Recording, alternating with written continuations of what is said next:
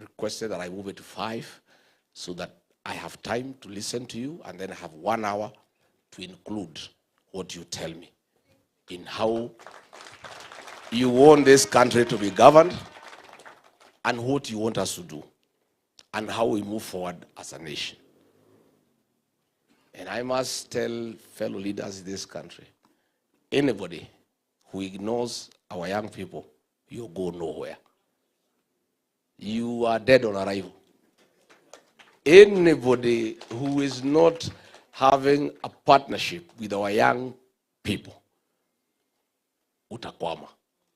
Mimi najipanga na hao vijana. Mimi hakuna pahali naweza enda bila nyinyi. Msiniwache. Mnikumbuke. Mimi nauliza kwa heshima. Nauliza mnisaidie. I'm asking you to advise me. I'm asking you to guide me.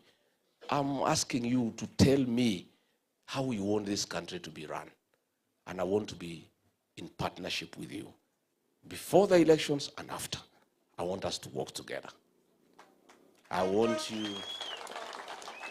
you to be my permanent partners in my leadership journey. And you have seen the guys I move around with are young people, isn't it? So my team is young. Najua watu wanasema ligiji is overworking nini, vijana wananisukuma bana. They push me to the wall. Wananipangia program kutoka asubuhi mpaka jioni. And when you work with the young leaders, you also get energized. They give you energy. So I'm asking anybody who wants to be as active as Rigiji, tafuta vijana wakuzunguke. Anaenda utafaulu. Si ndio? Si ndio? So young people, thank you very much. Welcome to Wamunyoro. Mama Boys has fed you? Amelisha nyinyi vizuri? Yeah? Yeah. Hata akiamua achije ng'ombe zingine kabla hajaenda. Si ni sawa? Sasa au Pastor Dokas hivi jana hata wakikula ng'ombe zetu hata sisi tunakamua. There is no problem. This is Kenya. This is the future of our country. And I'm sure today they will leave us as great leaders. I am sure they'll guide us properly. And these people cannot mislead us. They'll give us the correct advice. And they'll tell us what aids our country and what they think should be done so that we get our country on the good trajectory. Si ndio? Umesema bagi ni ya nani? Kwa hivyo ni relax. Ni relax. Vasa sawa, so asanteni. I look forward to a great conversation. Thank you very much. Asante, Your Excellency. Kwa mara nyingine tena, bag ni ya nani? Bag ni ya nani? Wanasema bag ni ya Rigiji na ni moto, au sio? Au sio? Asante sana. Thank you so much, Your Excellency, for that kind guidance. And I wish at this juncture to invite a leader of the National Youth League in DCP party, a leader who has been so particular about the youth. She's actually suffered under state intimidation. That has not stopped her. She's a leader who is outgoing, vibrant, and aggressive to ensure we have a say, a voice, and a representation at the table. Ladies and gentlemen, put your hands together for our youth leader.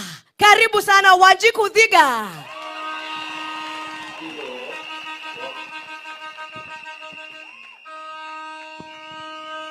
Hey, thank you so much. Hey, Manjenzi, siku yetu imefika ijafika. Imefika ijafika. Top shotter Manjenzi, top shotter. Top shotter Manjenzi, top shotter. Very well, very well. Gachagua the 6. Wapi Shara. Wapi Shara Rigathi Gachagua the 6. Thank you so much. Your Excellency, I want to thank you. Thank you, Mama Boys. Thank you. Thank you so much. I want to acknowledge about 40 counties that are here, Your Excellency. Reason yenye nimeingia kama nimechelewa ni ensure that young people across the country are here with you. Your Excellency, vijana wanasimama na wewe. I can assure you.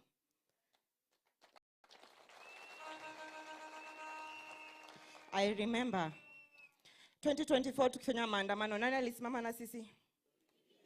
Nani alisimama na sisi? Who risked his presidential seat, that he was a deputy president, and he gave it away for young people. Alisema, akaambia Ruto, please don't kill our young people. Your Excellency, we thank you for the sacrifice that you did, and that is why every young person in this country is solid for you. Your Excellency, first of all, we want to acknowledge your family values. We thank you that we see positivity in how you work with Mama Dorcas, our Reverend.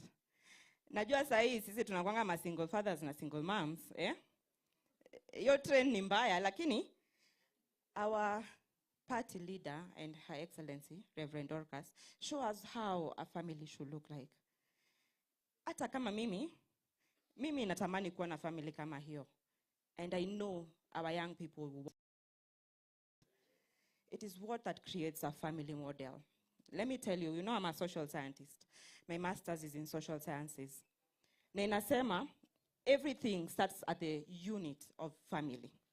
And we have seen it with our party leader, His Excellency Rigathi Gachagua. So let's use that as our model. Ama ni aje? Simunonanga venye hapo panarai. Sisi tunalalanga hivyo peke yetu, Na our party leader akona solid, So, tuache kugostiana, najua majenzi. Wewe kama ujisikii na mtu na ghost unaendelea. But let us see a model that works for young people. Isn't it? Number 2, I want to speak about His Excellency Rigathi Gachagua, our party leader. We see how he speaks about transparency and governance and accountability in this country. And I want to say that as young people, sisi unajua sisi tumesoma, and I see and I watch what we do on X, and we follow what His Excellency Rigathi Gachagua says on social media, on his pressers. Hata mmesikia sahi amepostpone pressa yake. Umse huwa anasema kweli ni kweli ama si kweli? Ni kweli ama si kweli? Ndo anasemanga ukweli. What we want as young people is a country that can work for us. Kama unajua, we cannot survive the next 5 years in this country with Ruto. Wapi ishara?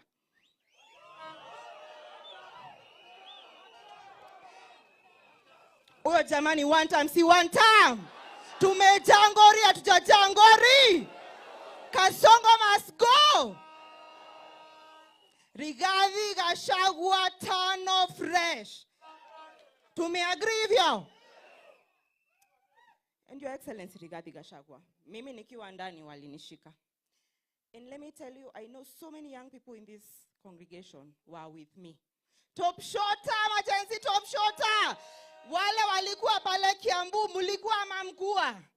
Na wenye mulikuwa social media mkitutetea mkua. Let me tell you, Your Excellency, these young people, they mean it when they marched it to parliament. Because we are fed up and we are done. Hapa wengi wao wanainama, ni kweli si kweli? Hiyo kitu ni real. Si ndio? Tunainama, Your Excellency. Wangapi hapa wako job? Wangapi wako mboka? Your Excellency. Your Excellency. Your Excellency, angalia, wangapi wako job? Hakuna kazi. Haya, wangapi healthcare is working for them?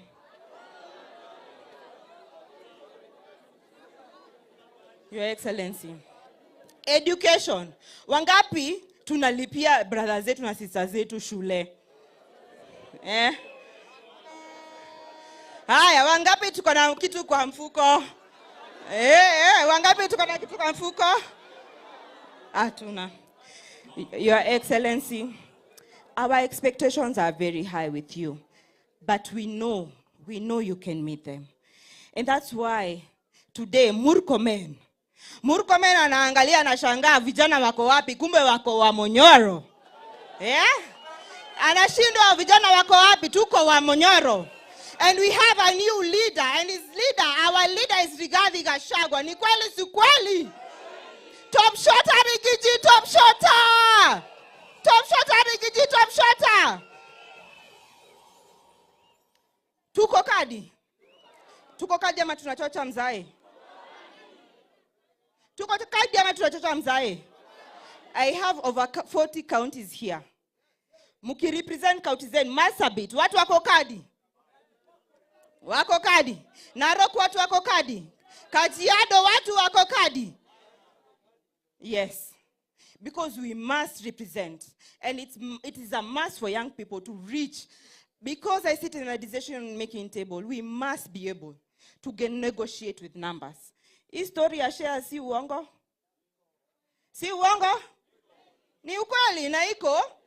Sasa sisi kama vijana tuko na shares ngapi kwa hiyo meza?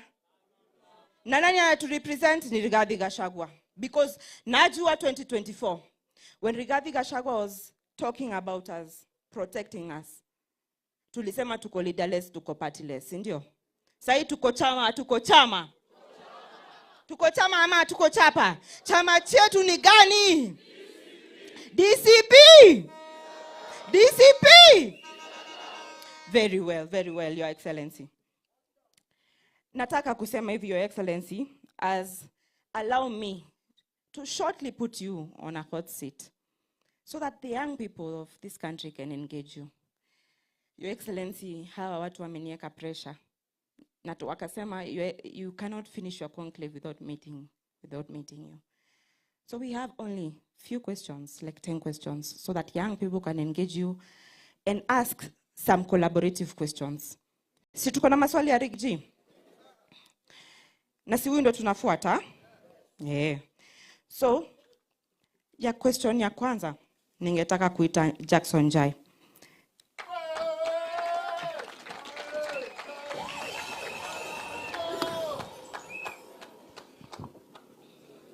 Your Excellency, this is Jackson Jai, the Nakuru County Youth Leader. Yeye ndo nasukuma maneno pale county. Na ndio huyu hapa na yeye ni Gitugati. Tafadhali uliza swali. Your Excellency, our party leader, Rigathi Gachagua, Her Excellency, our First Lady, Madam Dorcas, the necessary youth leaders from the various counties, good evening. Good evening. One question that I would like to pose to our party leader. Kumekuwa na maswali mingi sana, watu wengi kikuja huku. That kumekuwa na wazee wakikuja huku wengi sana, inasemekana ati kutakuwa na free and fair nomination. So, our party leader, because kuna aspirants wengi hapa hivi sana. Kuna aspirants hapa? Kuna aspirants?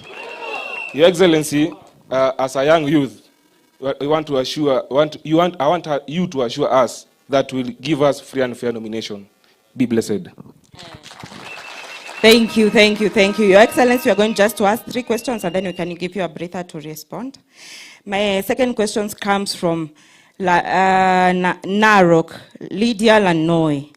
Tafadhali Lydia Lanoy, please make your way here kutoka pale Narok County. We welcome you, our shemeji. Wakati Lydia anakuja, watu wanasema wanataka kuona kiongozi wao. Mnataka kuona kiongozi wenu? Basi youth leader tutasonga hapa. His Excellency atakuwa hapa ili kila mtu aweze kuwasiliana na yeye sawa sawa. Hiyo iko sawa? Hapo mko sawa? Thank you very much. Tuweze kupata podium isonge kando. Tafadhali Abdalla utusaidia. Thank you George. Wabebe.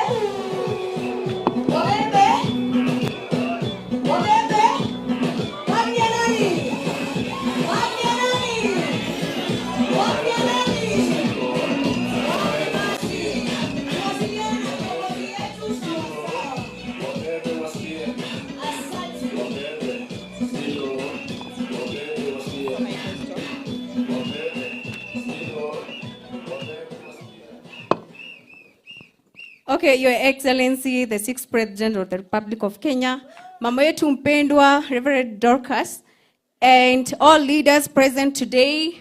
Now, wa youth wote hamjambo? Muko salama? Narok sisi tunasema one time. Nyinyi wote mnasema nini? Okay. The second question, Your Excellency, are you running for president? No, as youth. kama yeye atakuwa kwenye debe, si ndio? Yes, thank you. Asante sana, asante sana. Our question before His Excellency can respond, alafu tuendelee. I want to welcome Kakamega County, Leon Major Malala. Karibu sana.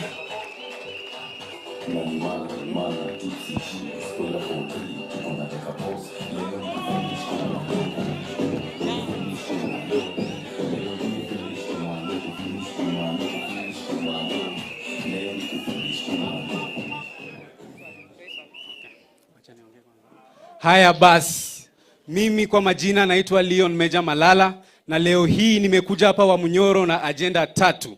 Ya kwanza, ningependa kusema that for so long Gen Z tumesema we are leaderless and we are partyless. Na nyinyi mnajua ya kwamba that a mission without a leader ni kama ndege ambayo haina rubani. It is bound to crash. But leo hii I stand here firmly, boldly and assertive to tell Kenyans that the youths have found a party. Na chama yetu inaitwa DCP. Agenda number 2. Mimi ningependa kuambia my fellow youths, it is time we stop classifying Gen Zs as an age. Kwa sisi kufaulu hii mission, we need the unity of every generation. We need the patience of the millennials. We need the wisdom of the baby boomers. Na leo hii nimekuja hapa kuhakikishia that Rigathi Gachagua is a Gen Z by profession, because this is a man who shares the same visions with the Gen Z. This is a man who has our interest at heart. Na nyinyi mkumbuke that history does not forget. Mkumbuke when our party leader Rigathi Gachagua, when he was the deputy president of Kenya, he was impeached just because of saying that we should not be shot as the Gen Z. Mkumbuke our party leader as Rigathi Gachagua, when he was the deputy president of Kenya, he took an initiative kwenda kule kwenye mlima kusimamisha vijana kukunywa pombe ambayo haitakikani. Na hiyo inaonyesha the interest that our party leader has for us. Mwisho, agenda number 3. Mimi ningependa kusema hivi. For so long, vijana tumekuwa tukitumiwa vibaya. Sisi ndo tumekuwa tukiuza chama. We have been putting our lives at the forefront kupigania hawa viongozi. Tumekuwa tukiweka maisha yetu at the forefront kupigania vyama. Alafu ikifika kule mbele kwenye meza wanaturusha tena. This time tuko ngangari, tuko rada. Kidogo tu, kidogo dakika moja tu. Kidogo ya mwisho nikimalizia, nilikuwa nataka kusema tuko rada and we must bring our demands right now. His Excellency our party leader, mimi ningependa kuomba tukikuja hapa kwa hii chama cha DCP, I want you to assure us that there will be free and fair nominations. Mimi nasikia kuna watu ambao wanatembea na wewe wakisema, wakishachukua picha wanasema hiyo ni ticket direct. Number 2, mimi ningependa kukuomba vijana ambayo watakuwa loyalties wa hii chama, we will take our foot forward to sell this party. Ningeomba uashue that viti ndogo ndogo hizi kama za nominated MCA zikuwe za vijana peke yake.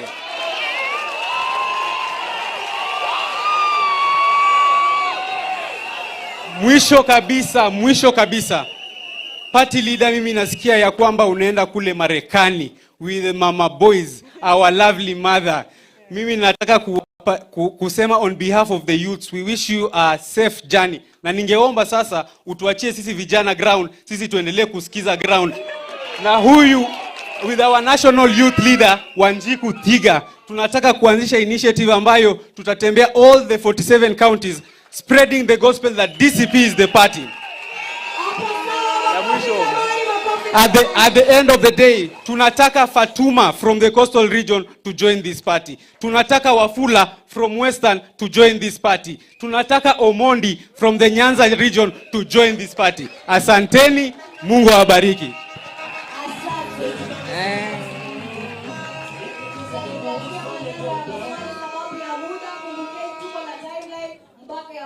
Sawa sawa. Thank you so much, Rose. I would like to allow our party leader, His Excellency, and the sixth, Rigathi Gachagua, ajibu hiyo maswali ingine, alafu tuendelee. Asante. Thank you very much. Asanteni sana.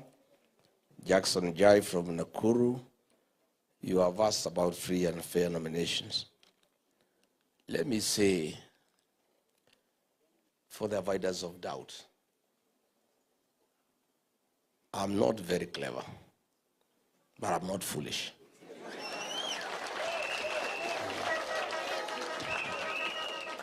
I cannot, with your help, build such a strong party, a party that has in 1 year has won a member of the National Assembly, has won 3 MCA seats in Kisa, in Narok and Kariobangi, a party that is everywhere, is a talk of town.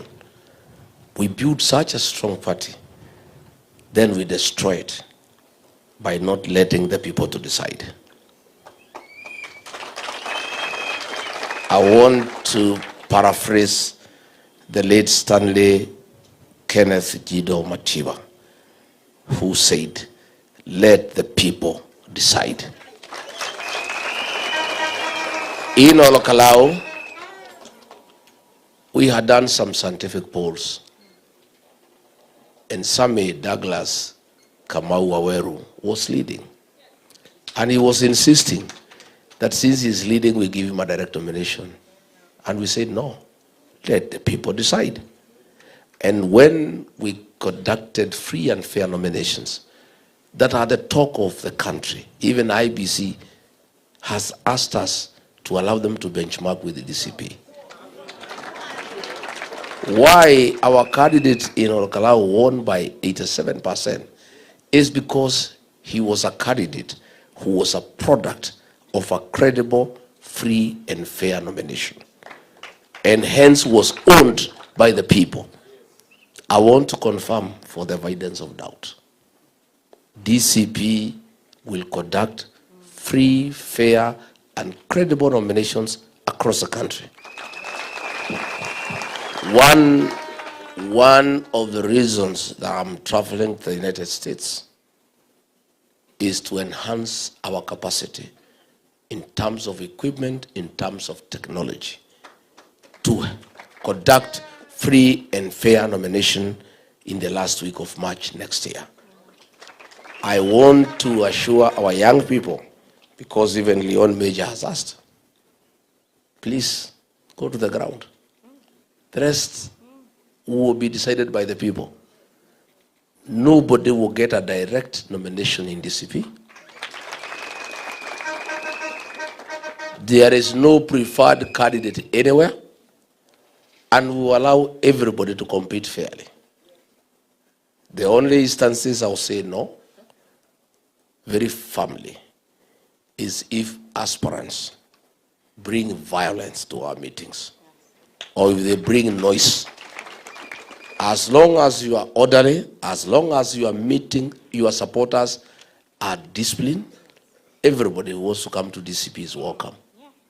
What DCP cannot entertain is violence, is disorderly behavior. DCP and its leader have been victims of violence, of goons, of disorder. We must do things differently. And since we want to form the next government, we must start showing the people of Kenya that we are orderly and we are disciplined. Otherwise, nobody is preferred. Those who want to take photographs with me are welcome. How they use those photographs is up to them. If you find your opponent has taken a photograph with Rigiji, don't complain, just stand up in the morning and take yours. If it can help you. And these photographs, I don't charge. If I had wanted to be rich, these photographs, everybody is asking, I will be charging 100 bob, I will be a rich man.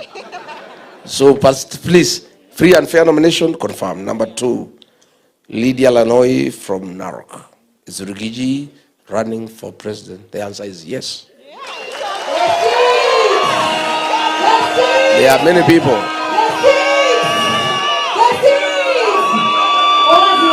There are many people There are many people, including supporters of my colleagues in the United Opposition.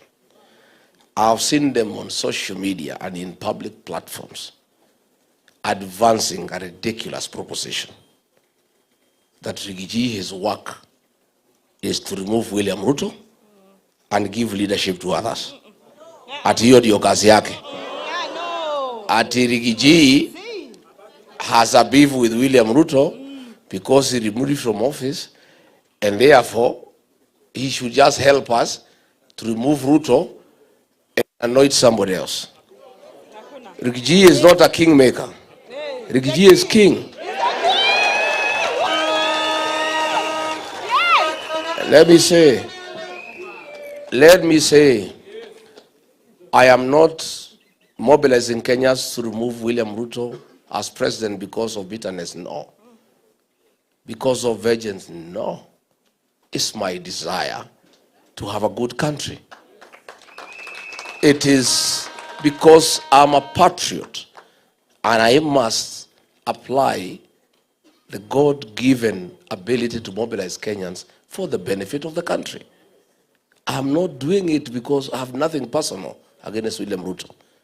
I have everything against what he stands for and what he does. I want good leadership in this country. And I'm offering myself for that position of president. And let nobody tell you that because I was removed from office, I cannot run. Section 75 of our Constitution says, yes, anybody removed through that method should not vie. But Section 99, Article 3, and the two sections must be read together, that anybody who has a challenge on matters of Chapter 6 of integrity cannot be stopped from vying until and unless he or she has exhausted all the remedies provided by the Constitution, all the way to the Supreme Court. And the two sections, the frame of this Constitution were clear. They must be read together. We are in court, in the Court of Appeal. We believe the Court of Appeal will give justice to Gachagua and his supporters. In the unfortunate event that they also pronounce themselves in an absurd manner like the High Court, we still have another chance at the Supreme Court. In the meantime, we are preparing for elections. President Uhuru Kenyatta and William Ruto had very serious case against them of murder, rape, displacement, genocide, very serious things against them. But the court said no, they are innocent until, and they must be allowed to run. And Kenyans said, we will decide. And they ran and they won. Gachagua has killed nobody. He has raped nobody. He has displaced nobody. All he has done, he has been punished because of standing with the people of Kenya. Because of saying Gen Zs are not criminals. Because of saying we should not steal from the people of Kenya. Because of saying people should not be evicted. What crime has Gachagua committed? Let anybody tell me. Why would any court in this country deny me the right to pursue political office when I've done nothing? And the High Court pronounced itself that I was taken through an unfair process and I did not get the right to fair hearing. Then the same court allows the product of an unconstitutional process to stand. It's what you call a constitutional absurdity. I am persuaded that the judges of the Court of Appeal will apply sanity, will apply the law as it is read, and allow Rigathi Gachagua to be who he is. And I am determined to pursue political office because that is what Kenyans want. Number 3, Leon Major, yes, you guys said you are leaderless, partless, true. But for us to have meaningful change, a leader must be elected. Yes. A leader must be elected through a political party. Yes. So the reality of the Kenyan politics and our constitution is that the Gen-Zs must belong to a certain party and they must back a certain leader, one way or another. It is my request that if the young people of Kenya so desires to fight Rigathi Gachagua to be that leader, it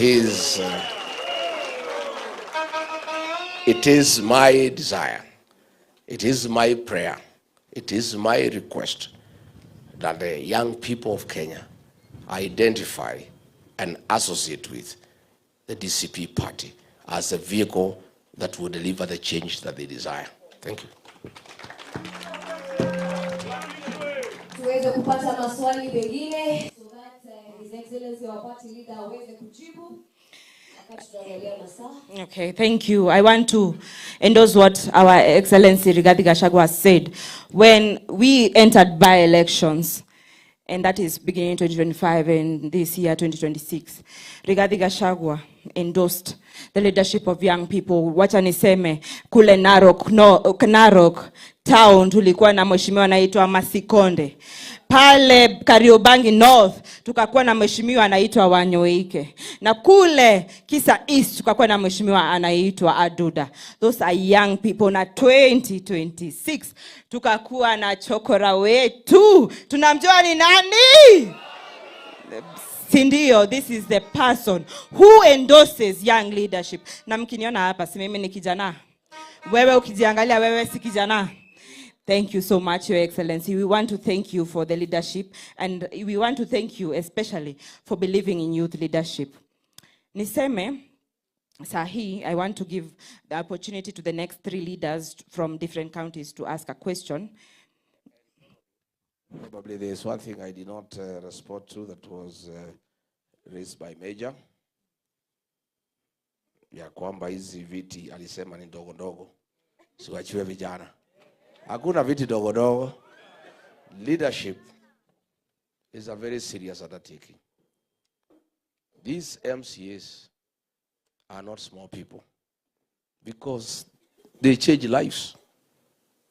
County assemblies oversight county governments to make sure that public resources allocated to the county are used prudently to the benefit of the people. They make laws that govern the county. So those seats are not small. Those are serious seats. And I'm very happy. Most of you young people have registered to run as MCAs. I came to Karatina, my hometown, last year. And the aspirants who are Gen Zs could not let anybody say anything. Everybody wants the Gen Zs. And I thought the Gen Zs are using their numerical strength to intimidate the elderly people. Then I asked the women who are my friends in the market. The women told me this time to Gachagua emergency.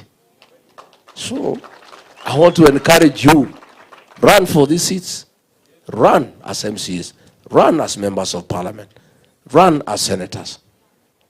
But those who will not make it, I agree. Nominated slots for DCP will not go to boyfriends and girlfriends.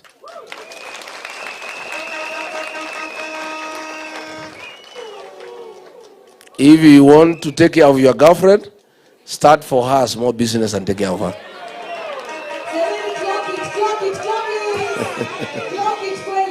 Senor, nominated slots in DCP will be for young people who have demonstrated hard work and loyalty to the cause and to the party. And I am checking, and I will be personally in charge.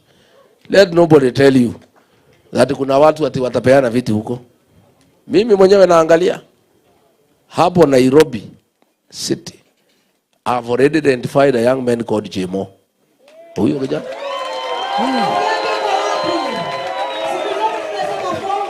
Huyo kijana, These young men, I wish I had 10 young boys like this one.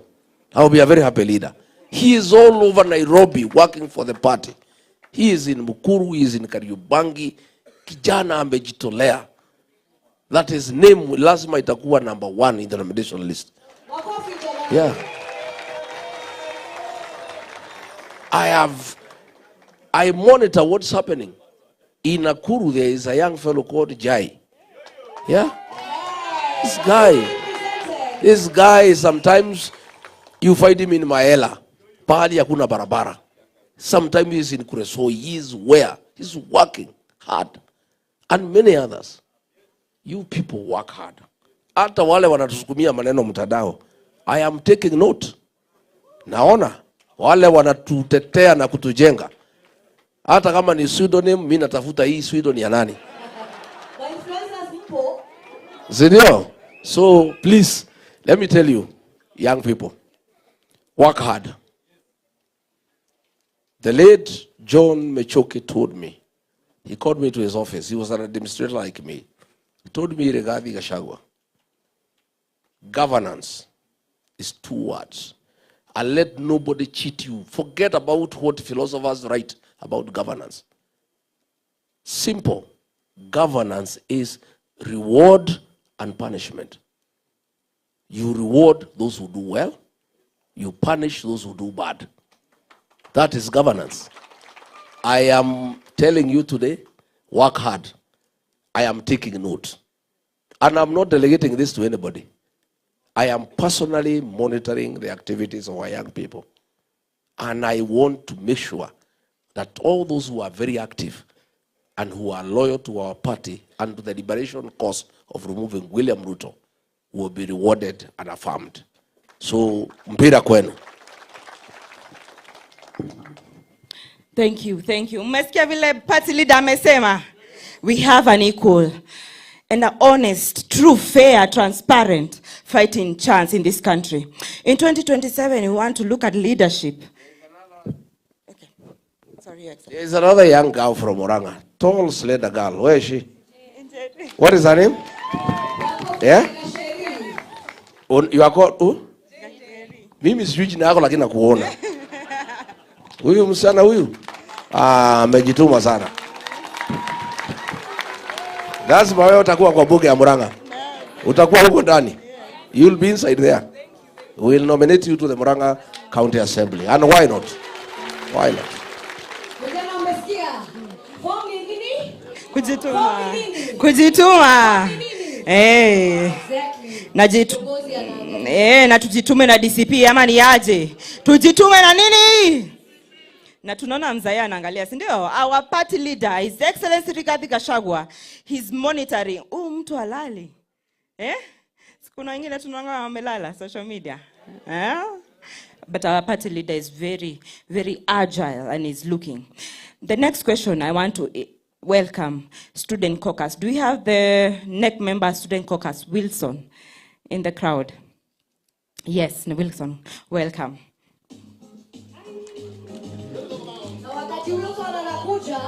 Nataka tuonyeshe party leader wetu kwamba sisi we are very active. Hapa kulikuwa na aspirant governors. Kiti chama cha DCP tusimame wakati Wilson anakaribia. Governor. Ama ni aspirant. Governor seat. Jenzi ya DCP. Hii ni Nakuru County.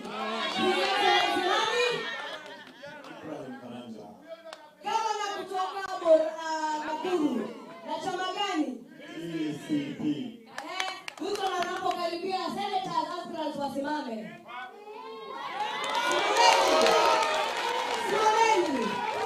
Simameni. Yo hao aspirants wako wasimame. Women representatives wasimame. Women representatives wasimame. Hapa ni Nyandarua, pale ni Kajiado, wapi kwingine hatuoni? Tuko hapa. Tuko Nyeri, tuko Kajiado tena, tuko wapi? Meru. Na Kilifi, everywhere in the country. MCAs ambao wanasimama na kiti cha DCP. Your Excellency angalia. Angalia.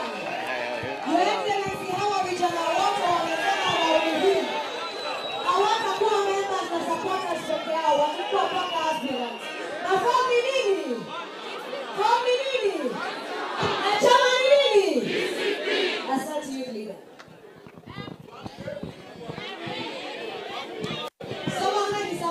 Samahani. Members of Parliament countrywide. Tusimame jamani. Members of Parliament. Members of Parliament.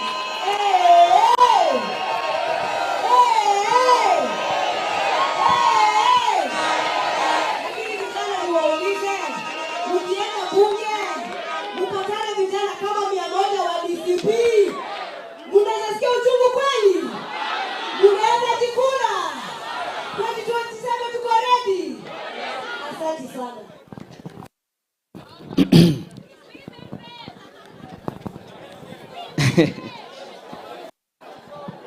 Nimesikia wanauliza mambo ya women rep. Uliza women rep. All right.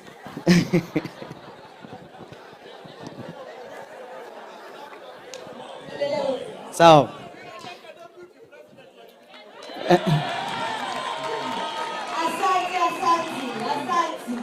Na wasalimu nyote, hamjambo. Pande hii mnaniona vizuri? Pande hii mnaniona vizuri? Hapa katikati mnaniona vizuri? Pande hii mnaniona vizuri?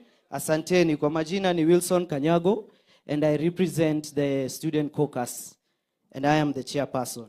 So we have a question for you here, Your Excellency, and it begins like this. We have seen governments around the world respond to digitally organized youth protests in very different ways. Some go through dialogue and reforms, and others go through policing, restrictions, and attempts to control digital spaces. If DCP forms the next government and faces leaderless, digitally mobilized youth, movement protesting about unemployment, corruption, the cost of living, or broken promises, what would you do in your government? That is question one.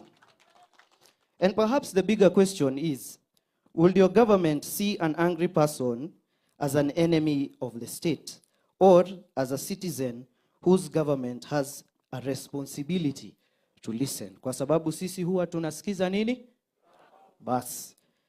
I have also a few questions. Nilikuwa nimejiandikia pale nyumbani. Si mnajiona nimejipanga? Nimejipanga vizuri.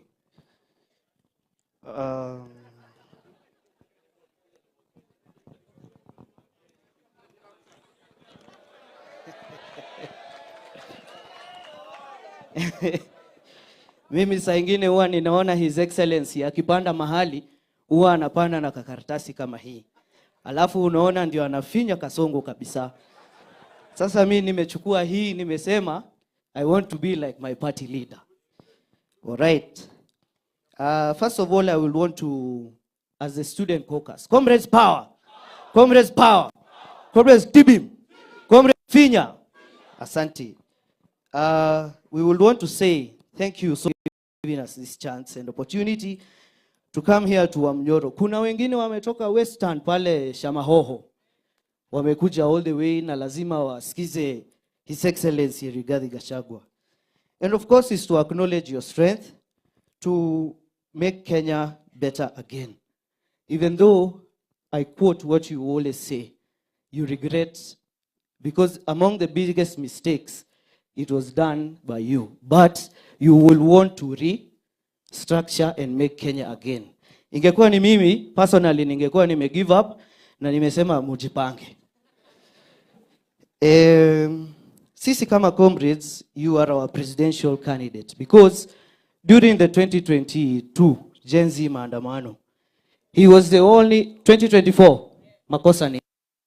He was the only principal who said we need to sit down and listen to these people, what they are saying. Yet, jioni, kuna mwingine alituita criminals and violence human beings. Terrorists. So, kwa hayo, tungependa kuendorse His Excellency, specifically, Gen Z. Kusema ukweli, we see a figure to you, in you, sorry. Haya, ikifika, wacha nisisome hiyo.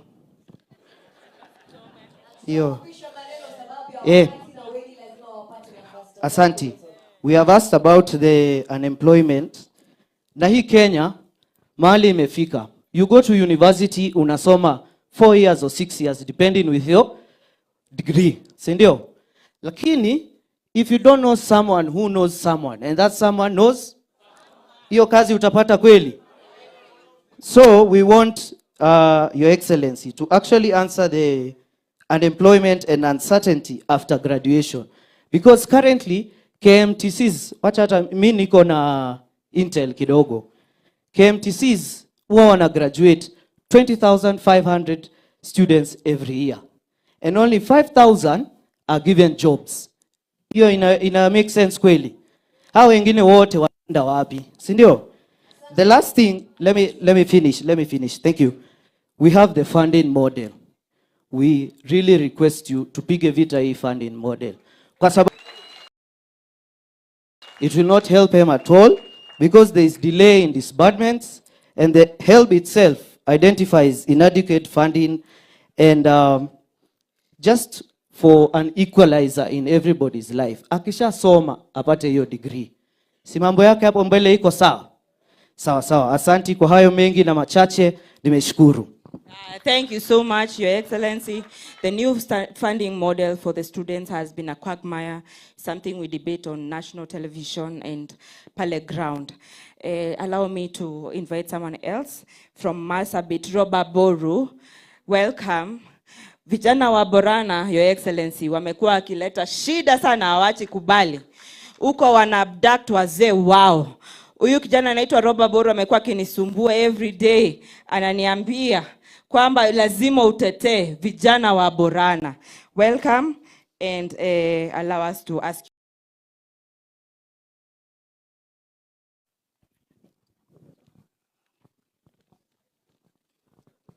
Yes, all protocols observed. Good afternoon. I'm Roba Golicha Boru. Lakini huko nyumbani watu wananiita area MP. Yes, Duale tayari ameenda, tunangoja afike. Tayari ameenda. So they call me area MP kwa sababu huko kwetu serikali imekuwa kitunyanyasa. Apart from physical development, the government launched a program called Onjoa Jangili. They abducted around 84 youths from Marsabit. As youth tumejaribu kupigana na hii challenge, tumecause maandamano, tumecause demonstration, tumeweza kuwarudisha nyumbani, but there are 2 young men who are still remaining unknown. They were abducted on 7th January 2026 and their whereabouts is still not known. They are from Bori location. One of them is called Boruguyo Jilo and the other one is called Alake Malicha. The other one is called Alake Malicha. Kindly, Your Excellency, we like you to address and bring to attention of the public about the whereabouts of those 2 boys. Now, my question is, can a young candidate survive the political jungle? Because in Kenya, politics is all about financial muscle. And most of young people, we don't have the resource, we don't have the capability. But we have very brilliant youths. We have very brilliant youths who are bubbling with ideas. They know how to drive this country ahead. But the political space is going to be flooded with, let me call, the deep state in terms of resource. Watu watakota pesa, watenda pale ground, na sisi vijana tutaweza kunyanyaswa. Kindly, can you address on that? Thank you so much. Makofi ya vijana wa Borana na pale Marsabit, wapigie makofi. Wanapitia abduction, wanapitia execution. Lakini nakumbuka nipigia simu akaniambia naenda off na wananifuata. Nisipopatikana tena ni hivyo. This is a young gentleman, Your Excellency, from Marsabit community fighting for one term. Your Excellency, young people hatuna mbele wala nyuma. Tunayo. Mimi hata wakinichukua, mimi sina kitu ya kulose. Wewe uko na kitu ya kulose? Nifuuliza tu tuko nayo ama ni kweli si kweli? We don't care, your party leader. So party leader, our hope is in you. And I know the pressure is a lot and it's mounting, but we know you can make it for us. All kura zote za Gen Z ni zako, Your Excellency. I want to give you the opportunity to respond.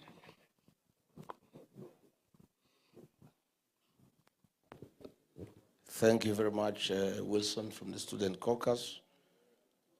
You're asking about the future, the safety of the digital space in our administration. I want to assure you that some of us have accepted technology as a way of life, and not anybody stupid would fight this technology. It's the way we communicate. It's the way people get to move business. Nothing now today is being done manually. I want to say that in enhancing our democratic space, everybody will be allowed to express themselves digitally. And this issue of people being suppressed because of digital expression is a thing we will not allow. Again, you have asked a very good question. Whether those who criticize our new administration will be seen as enemies of the state. That is what we are fighting. The use of the criminal justice system to suppress dissent, to subvert democracy, and to enhance violation of human rights. I want to give a commitment that our administration, and you'll be partners with us, you are the people who is going to run the Ministry of ICT. What business do you have? What business do you have giving William Kabogo as Minister of ICT? Yeah? I mean, surely, you know, there are some jokes that is really an insult to the people of Kenya and to our young people. Yeah? Why would you want to give a William Kabogo to run the Ministry of ICT? We have very young people who are software engineers with various capacities who are experts in artificial intelligence, who will really revolutionize digital technology. So we cannot have a government that is an enemy of the people. We will allow institutions of oversight to prevail. We must, a good government is the one that is criticized. None of us is perfect. Power corrupts. Absolute power corrupts absolutely. Even I regard Gachagua, if nobody checks me, chances are people around you push you to become a dictator. There must be institutions of oversight. And we must allow people to speak and speak freely. That is what I must tell you. You ask whether we shall listen to the people. Of course, our party, our motto and slogan is listening to our Kenya. We cannot be listening to Kenyans today, then we stop listening after we form government. You'll be saying one term after 6 months. You think I don't know? Mimi najua, mimi I'm not like Kasongo. Hiyo Kasongo najua kichwa yake ni ngumu. Na masikio ameweka pamba. Utakosa kusikiza Wakenya namna gani? The problems William Ruto is facing today is because he refused to listen to the ground. He was elected as a very popular president. I was with him. And we were elected, we were very popular. He was not spending any money to speak to anybody. Today, to do a meeting here in Karatina, he has to spend 20 million. This his fellow, this soprano, cannot do a meeting without giving people 2,000. The minute you start paying people to listen to you, you have lost it. Because they don't care what you are saying. It's just a transaction, isn't it? People are just transactional. Nasema hii Kasongo vile anaenda nyumbani, wacha tumusikize tu hata kama ni uongo atulipe twende. I must continue listening to the people of Kenya. And I tried to guide him. I sat him down. I was a very good deputy. I said, Mr. President, you are losing it. Kelele imezidi. Please, let's listen to the people. When the Gen Z started making a lot of noise, wakaanza kuchora yeye ameko kwa jeneza, he was very bitter. Nikamuuliza hata ukioko kwa jeneza kwani umekufa?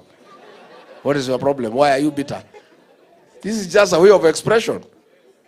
So I told him, let's listen to these young people.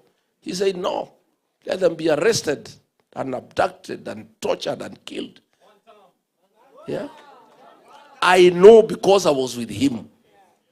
I saw him transform from a popular president to a dictator to a very unpopular leader by simply not listening to the people. Yeah? Or he's a goon. Or he has transformed now into a goon. Now, hata mumenichanua hiyo disiku anajua. Kuanzia kesho nitaanza kueject. Asante sana. Mumenisaidia sana. Let me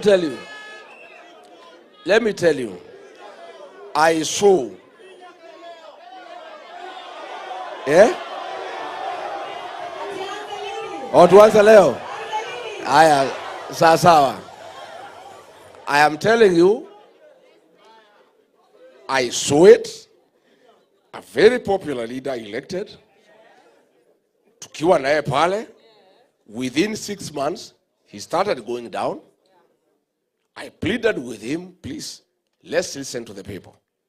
He told me, no, you don't do what is popular, you do what is right. I told him, Mr. President, if the majority of the people who elected you are saying it is not right, you cannot insist it is right. Listen to them because they are your employers. Bana hakuna uchaguzi bana. Hiyo ni mambo ya next year but one. I said, listen to the people. They are saying this finance bill they cannot accept. Please don't force it on them. You will have an egg on your face. Wewe unataka kupinga serikali ukiwa ndani? No, I'm just being a good advisor.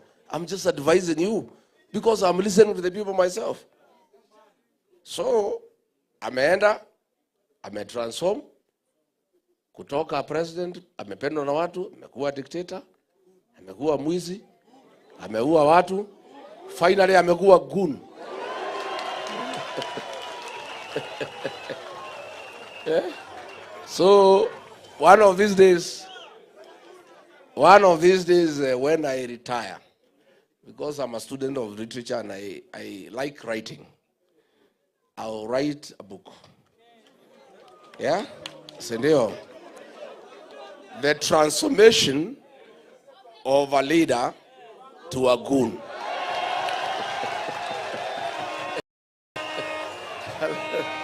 Asante sana. Then, of course, Wilson ameuliza mambo ya certainty of employment after graduation. We just have to fix our country and we just have to be very realistic.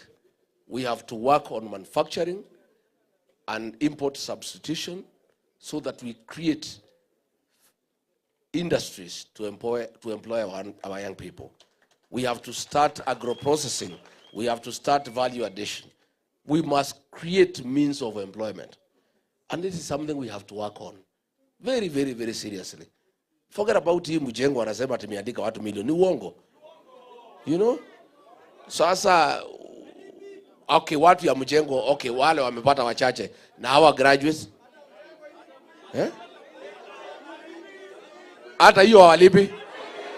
Hata kwa hii mjengo hawalipi. Sasa ona. So, now, good people. University financing model. We don't have to wait for next year.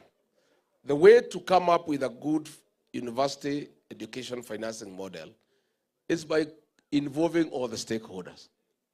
The students, the lecturers, education officials, and parents as well. And since you guys are telling me that next year we shall chase away William Ruto and have a new government, why don't we start having a discussion so that by the time we take over, the model is ready, it's just applying, isn't it? So I'll propose university students, the ones we have. I'll ask my people, we put up a small team of student leaders in the universities. We'll get some parents, we'll get some lecturers. We start working behind the scenes by consulting all the stakeholders on what is an ideal university education financing model that can serve our country well. So that by the time elections are held, by the time we are sworn in, we immediately implement what has been agreed on. Then, was that the last one? Or was there another one? Iko Boru kutoka Marsabit. It is true, abductions, forced disappearances, extrajudicial killings are rampant, taking place in Isiolo, Marsabit, Wajir, Mandera, Garissa, Madare, and everywhere. Homa Bay. Kwanza Homa Bay was a massacre. And one of the areas, one of the cardinal responsibility of any government in the world is to protect life and property. William Ruto has failed in all fields: education, health, the economy, everything. But the one thing we shall never forgive him is the insecurity in the country, where he has surrendered National Police Service mandate to goons. So, where people are not sure, I had a delegation from Isiolo this morning and Marsabit. They were telling me, when you go to sleep, you are not sure you will wake up, because people are likely to attack your manyata, kill you, and steal your cattle. When you travel from point A to B, you are not sure. And this young boy, Mutukutu William Ruto ameweka, huyu Mukomen, viatu 1 million, saa 800,000, mushipi 1,600,000. The guy is walking around with about 5 million on his own. He is telling us, no, unajua, it's so disrespecting the people of Kenya, kuwatharau wa Kenya, that if you know where goons are and the police confirm, please don't go there, go somewhere else. What is he telling us? If the police know the goons are there, they arrest them and take them to court. But this is a man who is so arrogant. They have stolen so much money. They are wallowing in opulence. They have too much money and power that he has the audacity to tell the people of Kenya, please, it is your mistake if goons hurt you. Why are you going to where the goons are? And the police have confirmed the goons are there. Yesterday, I think the MP from Mokoroine said something very good in church. He said, William Ruto, please start a department on goonism that can give 411 to Kenyans on where the goons are, so that they don't have to go there. Because as these goons are everywhere. Police and goons, you cannot tell the difference. Since Kenyans have no way of knowing where the goons are, then if what Mukomen said is what needs to happen, that Kenyans need to avoid where the goons are. And since he said the police confirm where the goons are, can the National Police Service start a small department for information purposes, so that every day, the way they inform us on weather, the way they tell us it will rain, there will be sunshine, sidio? So tunaambiwa leo, pande ya Mathare iko goons, musiende huko. Pande ya Karatina iko goons, musiende huko. Lakini swali yangu ni hii, since these goons are everywhere, unless Mukomen anasema tuhamie Tanzania ama Uganda, I don't know what we'll do. Thank you very much. Next.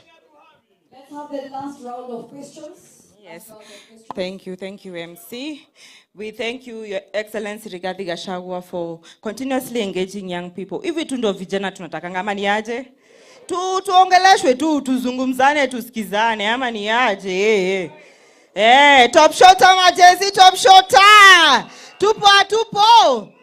Aya, sawa. As I welcome Women League, Margaret Wethegeni, Your Excellency, the Youth League is a caucus that is acting as a pipeline to create the next generation of young women leaders. Your Excellency, I want to thank you extremely for allowing me and giving me the opportunity to lead at national level the DCP Youth League. And through that, I'm also extending a hand And I want to say that I have Grace Jengo kule Nyeri. I am mentoring her to be the next leader through you, Your Excellency, and it's a pipeline for you. Tafadhali mpigieni Grace Jengo makofi. Nataka kwa kusema niko na Lydia Lanoi pale Narok. Next leaders generation tunawaona pale. Nataka kusema pale Taita Taveta, Habiba umefika. Habiba umefika. Your Excellency, Habiba is also on her way. And I also want to say Kisumu tuko na youth leader mwanamuke yako wapi? Veronica Blessing. Karibu sana Wamunyoro. Your Excellency, we thank you so much for honoring young women in leadership. And we know in you, we are going to be as powerful as Reverend Dorcas. Have you seen her in the podium? Have you seen her in her element? We thank you, Your Excellency. Tusema either gani umefika, hujafika bado, fika haraka sana. Please come here and ask the next question.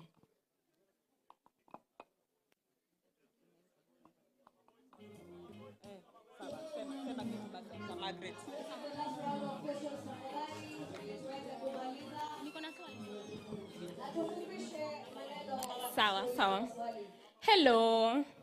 Vijana hi. Buddies hi. Kwa majina naitwa Margaret Njeri Waithegeni kutoka Laikipia.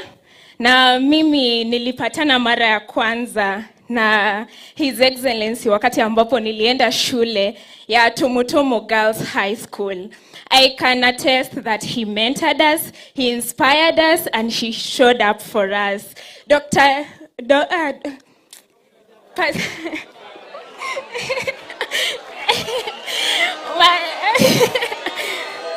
Mama boys, you showed up for us like a mother. You prayed for us. You showed up for us in many ways, and you motivated us to actually see sky as not the limit. But now sisi tumekuja hapa, tumemaliza shule, tumekufuata Your Excellency, tumeingia kwa chama. We want to be mentored. We want to grow. We want to be as fierce as Honorable Jane Njeri. We want to be as fierce as, Senator Medhu. So this is my question. We keep hearing that young people are leaders of tomorrow, but tomorrow keeps moving. Does DCP have a structured mentorship program that connects young aspiring politicians with experienced leaders and gives them the skills, networks, and confidence to actually run for office? Si tunataka baddies wakue kwa ballot? Mnataka baddies wakue kwa ballot? Harambe! Harambe! Asante sana. Thank you. This juncture, Buddy, thank you. At this juncture, I want to welcome the Disability League higher. Representative of the Disability League, welcome, please. Tuulize swali. Tusalimia party leader pale. Na tunataka ulize swali kuhusu asalimia Mama Boys. Ama mnasema je maneno ya Mama Boys nyinyi? Hapo gatekeep by wazi.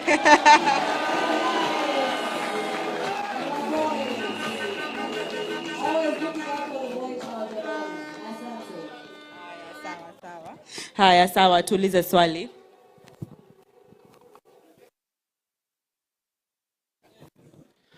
Vijana power. Vijana power. Thank you very much. Kwa sababu leo this is a consultative meeting. Sitapaza sauti sana. Your Excellency, the elected leaders, my name is Haya Dennis. Natoka eneo za Bondo. Kule ambako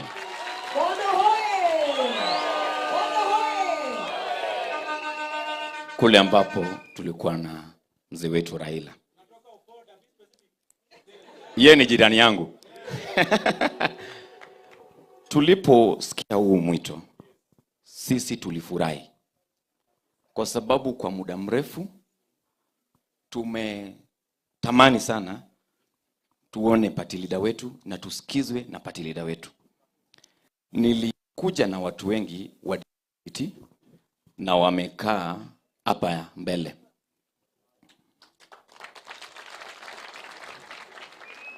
Hatungeweza kuwa wengi sana, lakini tuko wengi. This is a representation of very many persons with disability in this country who are ready to stand with the party. For time memorial, we have been having political parties in this country who have been having disability for formality purposes. That pains us. Na kwa sababu hiyo, mimi nilipokuwa kule mrengo wa ODM, wakati ilipofika, nilisema sitakaa hapa tena. Na nikakuja DCP, bado nilikuwa mtu mmoja, na tukakuwa wachache, na tukakuwa wengi sasa. Tulipokuja hapa, tulisema kwamba sisi ni watu ya one term. Sasa kwa sababu hiyo, Your Excellency, before niulize swali, nilipokuwa nimekaa pale, au watu wananisomea sana. Ati haya tumekuja kuona His Excellency na hata hatujui.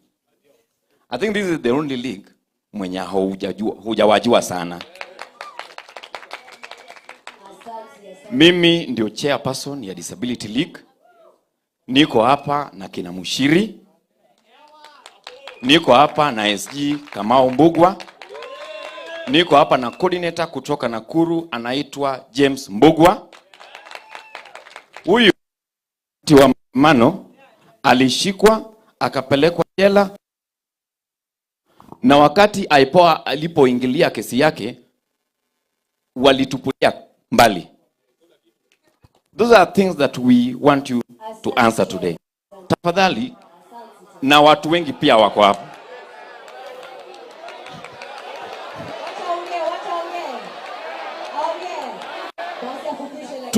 Tuko pia na watu hearing impairment, deaf community. Wamekuwa represented hapa na wachache. Ningependa wasimame wao pia muwaone. Kando na hiyo, Your Excellency, tuko na aspirants hapa kwa Disability League. Just imagine. Wao pia ningependa wasimame uwaone the aspirants. Niko hapa na Mchiri, niko hapa na Kamau, niko hapa pale na Marian, Maina, na hao watu wengine wote. Na Teddy pia ako pale na ule mwenzangu. We are coming here as an asset. For many times, disability has always been looked at as a liability. We are no longer coming here as a liability. And for your information, we have a plan. Hiyo plan ni ya kwamba we want to walk across the country. We want to mobilize over 300,000 persons with disability with the card. Na unajua sisi tunakuja kama we are having a ripple effect kwa party. Kwa sababu huyu Kamau hapa, for example, ametembea na guide wake. Huyu Mshiri ako na guides kama 5 wenye wako hapa. Wakati au 300,000 wanakuja kwa party, they are coming like 300,000 times 3 or 5. Hiyo kura karibu imeingia 1,000,000. Na hao wote ni ya DCP. Sasa tafadhali, kwa sababu ni ya muda, ningependa hao watu waseme jina yao. Hii Mshiri dogo tu. Wamesema time imeenda. Lakini wacha niulize swali sasa. Swali niko nayo ni kwamba nimeona, na kwa sababu mimi pia ni vijana, wamesema nomination. Sisi pia tunaliza hiyo swali. Huyu Mshiri akisimama pale Kariobangi North, si uache yeye akimbie peke yake? Wamesema hapana, lakini akisimama hivyo, tafadhali anaweza kuwa na ile assurance ya security. Kwa sababu yeye haezi kimbia wakati ile vurugu imetokea. Number 2, tuko na zile vitu kwa constitution inaitwa 5% of every job opportunity. Like, Your Excellency, it lacks what we call penalty. It is very vague and vacant. Kwamba it is very optional kwamba the organizations can decide to employ or not. We want you to put it that there will be a penalty for those organizations that will not have 5% representation for persons with disability in this country, in your next government. We have a proposal there that will request to be presented to you in your due time if you allow us. Bado tuko na wewe hapa. Baada hii tunaomba utuone nyuma ya tent sisi kama persons with disability. Ndio hiyo watu wote uwajue tafadhali. Thank you very much. Vijana power. Asante sana. Thank you so much, Dennis Haya, Your Excellency, the representative of disabilities, only asking for inclusion. And I know inclusion what it means kwa sababu sisi kama akina mama tumekuwa tukipigania 2/3 na hadi wale haijaipatikana. But we know, Your Excellency, with you disability na women inclusion itakuwa pale mbele, kipaumbele. Swali yetu ya mwisho, Your Excellency, so that you can respond to us. And as I ask Mike Steve kutoka kule Murang'a, who is the county youth leader wa Murang'a na ni medic. Huyu alipigwa risasi karibu 5-6 akiwa Olkalao akipigania chama. Aulize swali ya mwisho. Your Excellency and the 6th President of Kenya, Her Excellency Dr. Reverend Dorcas, na majenzi wenzangu, harambe! Harambe! Kwa majina, mimi naitwa Mike Steve. And Your Excellency, today, I have a humble request. I love the good job our lawyers do, read by Mheshimiwa Njeri Maina. Kila time mwenzetu wameshikwa, wanaungana, wanaenda wanamtetea. Mimi kama medic, I'm a doctor by profession. Ningetaka utupatie ruhusa. Pia sisi kama madaktari, when I look at this all, and I know several doctors wako DCP, na several nurses na pia pharmacists. Pia sisi tungetaka tukue na kikundi. Ili tunapoenda kule campaigns ama kule rallies, when one of us is injured, tunamshughulikia mbio mbio, anarudi kwa ground, anafukuza kasongo. Ama ni aje? Your Excellency, kwa bahati mbaya tunaongozwa na CS ambaye hana clue yoyote. A clueless CS wa health. Unamjua? Yule mse wa kule juu. Si ndio?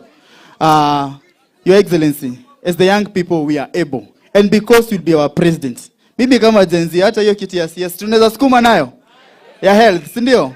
Because at least tunaomba sababu tumeona pale tunaenda katika campaign zetu ama rallies, most of the Gen Zs are injured. Kama venye I was injured kule Olkarau. Tungetaka tafadhali tupe ruhusa tuweze at least kuwa na kikundi cha hao madaktari. Tunashughulikia mmoja wetu anarudi kwa siasa. Mwisho kabisa, I want to assure you, I come from Murang'a. Murang'a hoye! Murang'a hoye! The Gen Zs from Murang'a are fully behind you. Na Your Excellency, usiwe na shaka. Pale Murang'a there was a proxy party imekuja hapa imeziduliwa.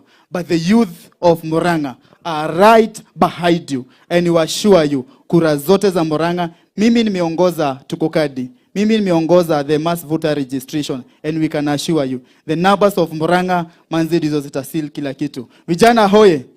Kwa mengi na machache, nashukuru sana, asante. Thank you, Excellency. We give you the opportunity to respond. Thank you. Thank you very much. Margaret, let nobody tell you that you are leaders of tomorrow. That's an insult. Hiyo ni kutukano. Leadership ya hii nchi is 18 and above.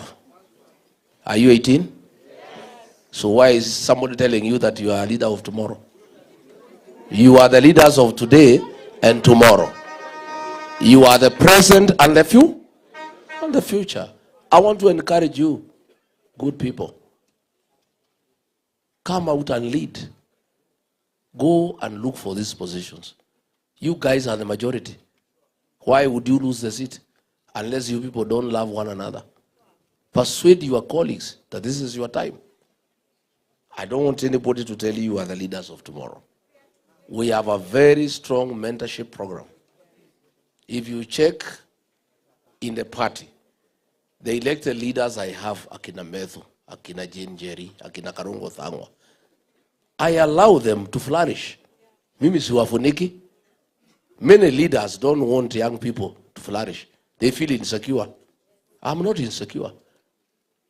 Hii vijana wakiongoza hata mimi nipumzike. Si ndio mzuri? Yeah. If they can take over and run this country, mimi nikae hapa na Reverend Dorcas tungoje watuletee chakula mwisho wa mwezi. Iko makosa gani? I want to be the leader. My legacy, I want to live in this country. I want to be that leader who mentored young leaders and gave them space and made sure they are solid leaders. Iko mtu alikuja kuniambia juzi, hii akina Methu usiwakubalia waende sana. Watu wanaweza kuja wasahau wewe waende kwao. Nikamuuliza hata wakienda na hao na ni watoto wangu iko makosa gani? What is the problem? We must be genuine. Why do we have a problem in ODM? After the death of Raila Odinga, he built a very strong political party. It's one of his greatest legacies, a strong political party. But he never mentored anybody. After his death, the party is up for grabs. There is nobody. There is no succession plan. Ile iko imeuzwa. Si imeuzwa? Sasa surely na sina ubaya. Huyo mzee anaitwa Oburu. Can you take that party anywhere? Niliona juzi akisoma anasema nimeshindwa kusoma, rais enda ujisome.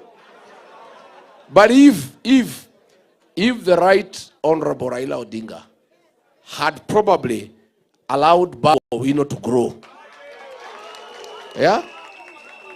If I was Raila Odinga, I am not.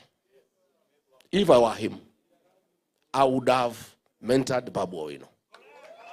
Today, that party would be very strong. And he would negotiate with Ruto or with Rigiji as an equal. Saa hii wanapanga hapo na Ruto. Ile mzee amepatia hiyo chama hata kusoma ni shida. So, akienda negotiation na Kasongo, can he negotiate anything?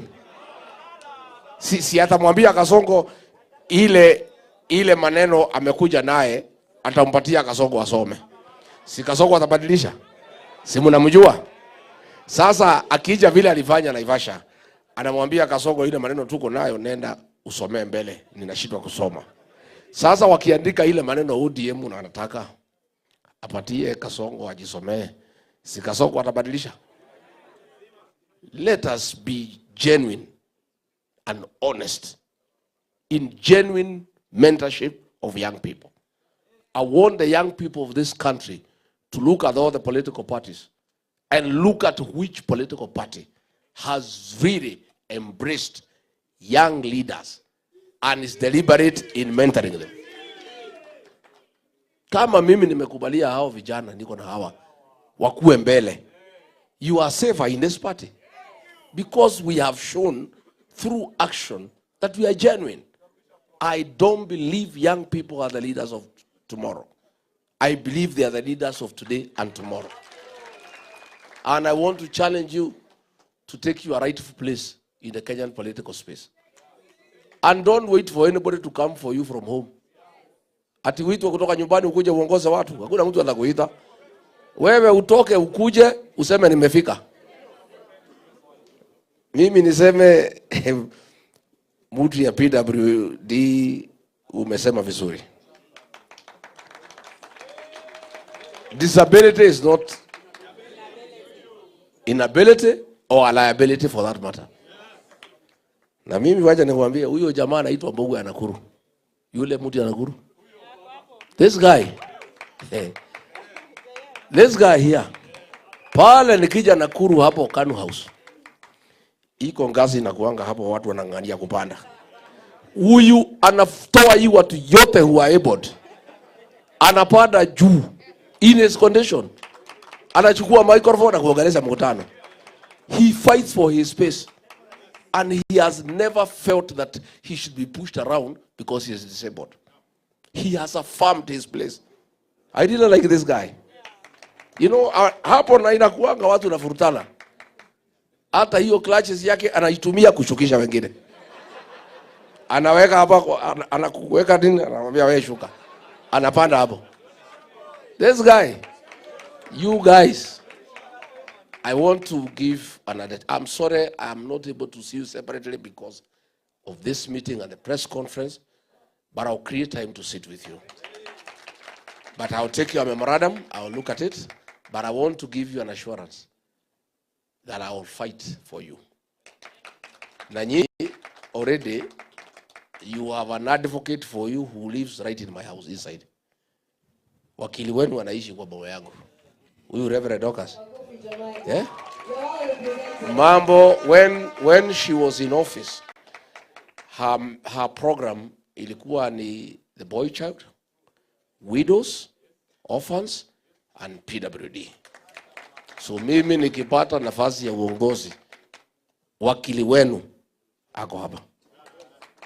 Hata nisiposikia hiyo maneno mchana, ataniambia usiku nikifika nyumbani. Akiona sijaelewa vizuri, nikiamuka asubuhi atani, you are okay, you guys. You can rest assured that in my administration, you will prevail, you will be affirmed, you will be present. And I have told you that you have a very serious advocate in my home. Sitapata amani nisipochunga mambo yenu. Na mimi natafuta amani kwa sababu nazeeka. Sitaki shida kwa boma. So you are good. Don't worry. We are fair. We are fine. Tukimalizia ni mambo ya Steve umesema mzuri. And pole uliumia huko Olkalau. This guy was shot 5 times. And it was very sad that Ruto thinks that he can force the people of Kenya to elect him or UDA. It's not possible. Walijaribu Olkalau ikakuwa ngumu. So I agree we can work on that possibility that you put together a team of doctors and paramedics to help our people in this struggle. Because hii kazi ya kutoa Kasongo si rahisi. And that's why I work very hard. I work hard because kutoa hii mtu si rahisi. Hiyo mtu ni kichwa ngumu. Na ako na pesa, na ako na means of violence, na ako na goons. Na mwenyewe ni goon. So we have to work very hard. So along the way there will be challenges of a medical nature which mutafanya. There are challenges of legal nature. I want to thank Kasheria na wengine wakati ya Gen Z alisaidia sana. You know, at least I was away in the States and our young people were safe. Huyu Wanjiko Thega alifungwa 17 days. Alishtakiwa na terrorism. Akafungwa 17 days wakiwa na kijana mwingine anaitwa Kawanjiro. Akateswa, she was stripped naked by men. Wakimlazimisha to implicate me and Medho kwa violence. Na ndio nikamwambia tu pia wakati kifika tutapanguza haya machozi. Si ndio? Yeah, because that courage, that determination is on another level. So I want to thank our lawyers, Kasheri, and your team for always being available to give pro bono services to our people, especially our young people when they have been arrested. And those teams, the legal teams, must now be enlarged as we go towards the last stage. And Kasongo is very desperate kutakuwa na shida mingi. Si ndio? Atakuwa, he is very desperate. Atatutatiza, I must tell you. I must prepare you psychologically. I must prepare you. Atatusumbua sana. Muko gagari. Atatusumbua. But you guys, the good thing you have said, nyinyi you have nothing to lose, you can only gain, si ndio? So mkuwe tayari, but we'll put our lawyers on standby. In every county we'll have a team of lawyers, the way Steve has suggested, a team of doctors and paramedics, just to be at hand to assist when there are challenges. Rose, how many more to go? Your Excellency, we are done. We actually wish to present you with a gift. Kidogo tu, we will do it in sessions. Vijana sikizeni. Naelewa, naelewa. Boss, ni sawa, hamna issue. Hamna issue. Sasa, ngoja kidogo. Sasa, hamna issue. Lakini kwanza, sababu ya ile pressure. Kumbukeni tulisema kwamba tuko na session ambayo tutapata pia with His Excellency ya content pande nyingine na photo sessions. Ndio. Na hiyo tutakuwa nayo. Ni sawa. Because I also want us to engage in that way. Sawa sawa. Sababu tukianza hivi kila mtu atakuwa na swali. Na ndio maana tunataka tu manage. Sawa sawa.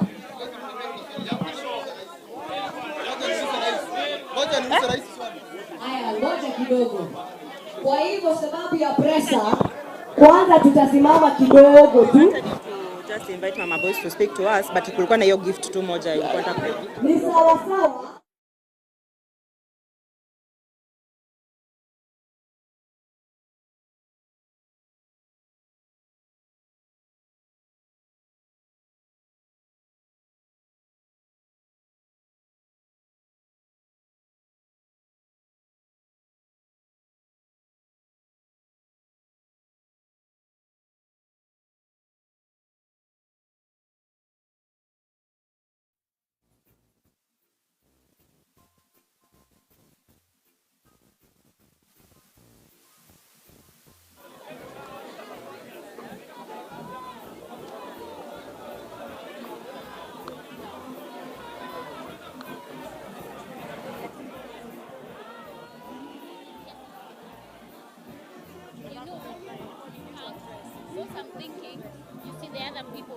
Haya basi vijana.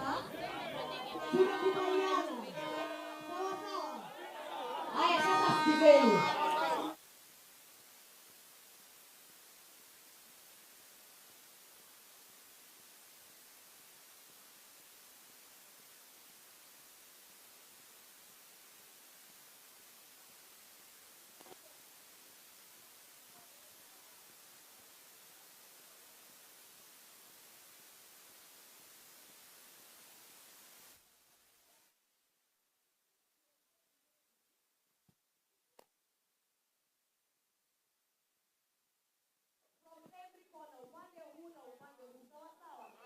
Kuna mmoja hapa alikuwa amesimama hapa. Nataka tufanye ikiwa ni fairness, ndio? Tayari tuko na huyu. Mwingine wa mwisho. Kuna hapa Homa Bay. Kuna hapa Homa Bay. Sawa sawa. Tuko hapa Homa Bay wapi? Sawa sawa. Tuanze na mbele tafadhali. Na swali ni dakika moja sababu ya pressure. Tuko tayari. Aya, Bwana Yesu asifiwe. Arambe. Kwa majina naitwa Frank Millionaire kutoka Meru. Naomba tusikizane tafadhali. Hii itatusaidia sana. Bwana Rais, incoming President 2027, na ninajua utaingia. Mimi ndiye nilikuwa hapa na nimekuja hapa for a long time. Swali ya kwanza ni kuambia Mr. President 2027, allow me to call you that. Tuko na youth leader wetu kutoka Meru, anaitwa Madev. But I'm very sad kuwa na linda wa kutoka Nairobi wa Thigethega ana appoint someone is not our linda. Hiyo ni kitu mbaya sana. Tunataka tuwe tunatumia linda wetu yule amechaguliwa kupitia yule tunapatia. Hiyo naongea ya Meru, si ya country nyingine. Ya pili, tunataka huwa linda yule tumechagua au anatumiwa. Tukienda Lare, sikiza goja, tukienda Lale tu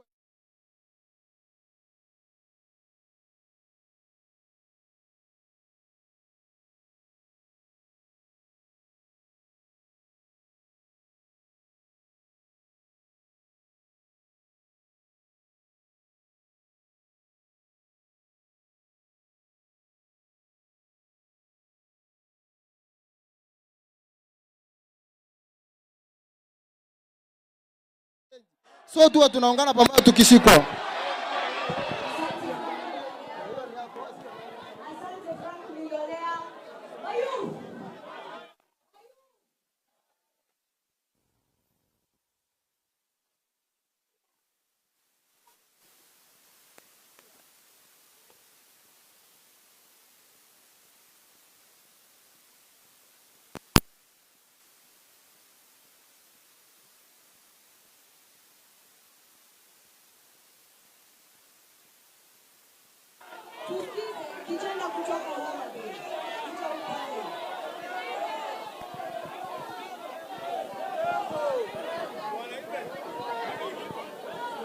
Your Excellency, Vijana Wae, Your Excellency, my name is Gerish Polo Otieno, and I'm from Nyanza.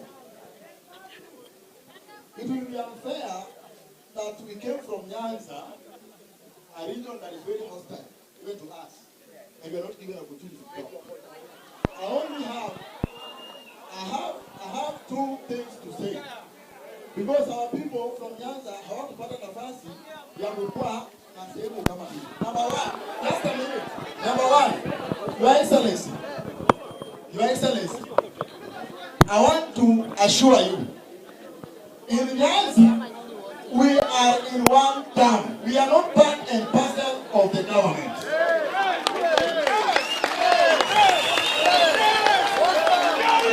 The people you see singing two term are gunmen, and some of them have turned into vampire like Gladys Panga from Homa Bay.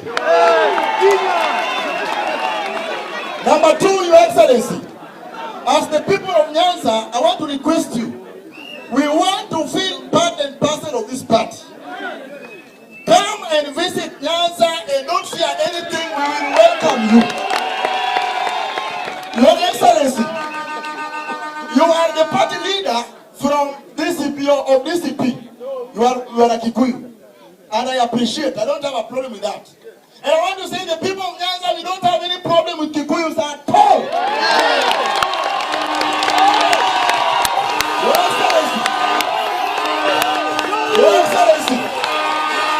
Your Excellency, I am humbly requesting you, because as the party leader, you are from the mountain. Yes.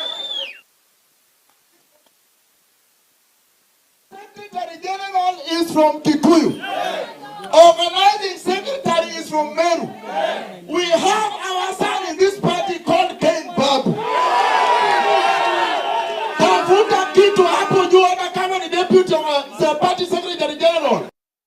Ken Babu, because we want to be part of the party. Thank you, Your Excellency.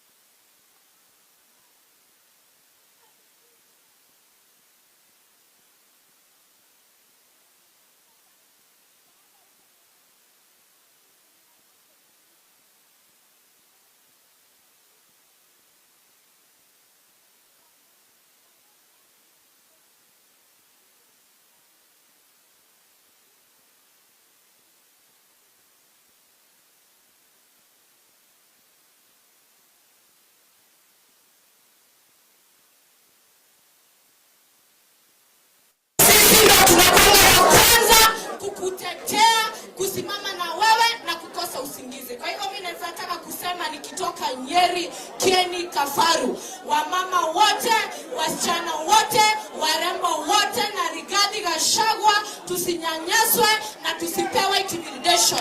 Wasichana power! Warembo power! Warembo power! Manake tunataka tumsikize His Excellency. Ngoja kidogo, tulianzia hivyo sababu lazima tusikie mtu wa mwisho, tuweze kusikia kutoka Bungoma. Thank you so much. I was waiting for this opportunity, Your Excellency. I'm representing the Western region. I remember very well, Your Excellency, when you began, you said you didn't want anyone from the opposition, the leaders from the opposition, to be lazy. You said kila mtu atoke aende kwao afunge. And then in Western region tulikuwa na watu wawili, Wetangula na Mudavadi.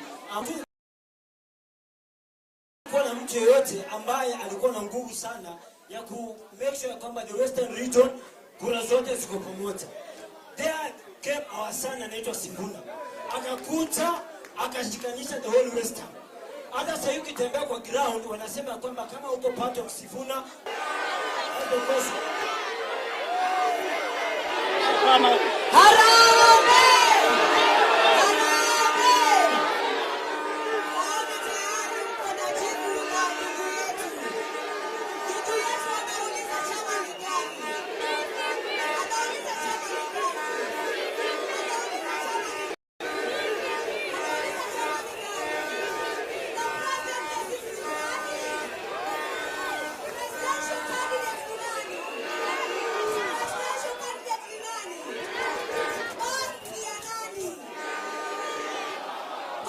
Haya.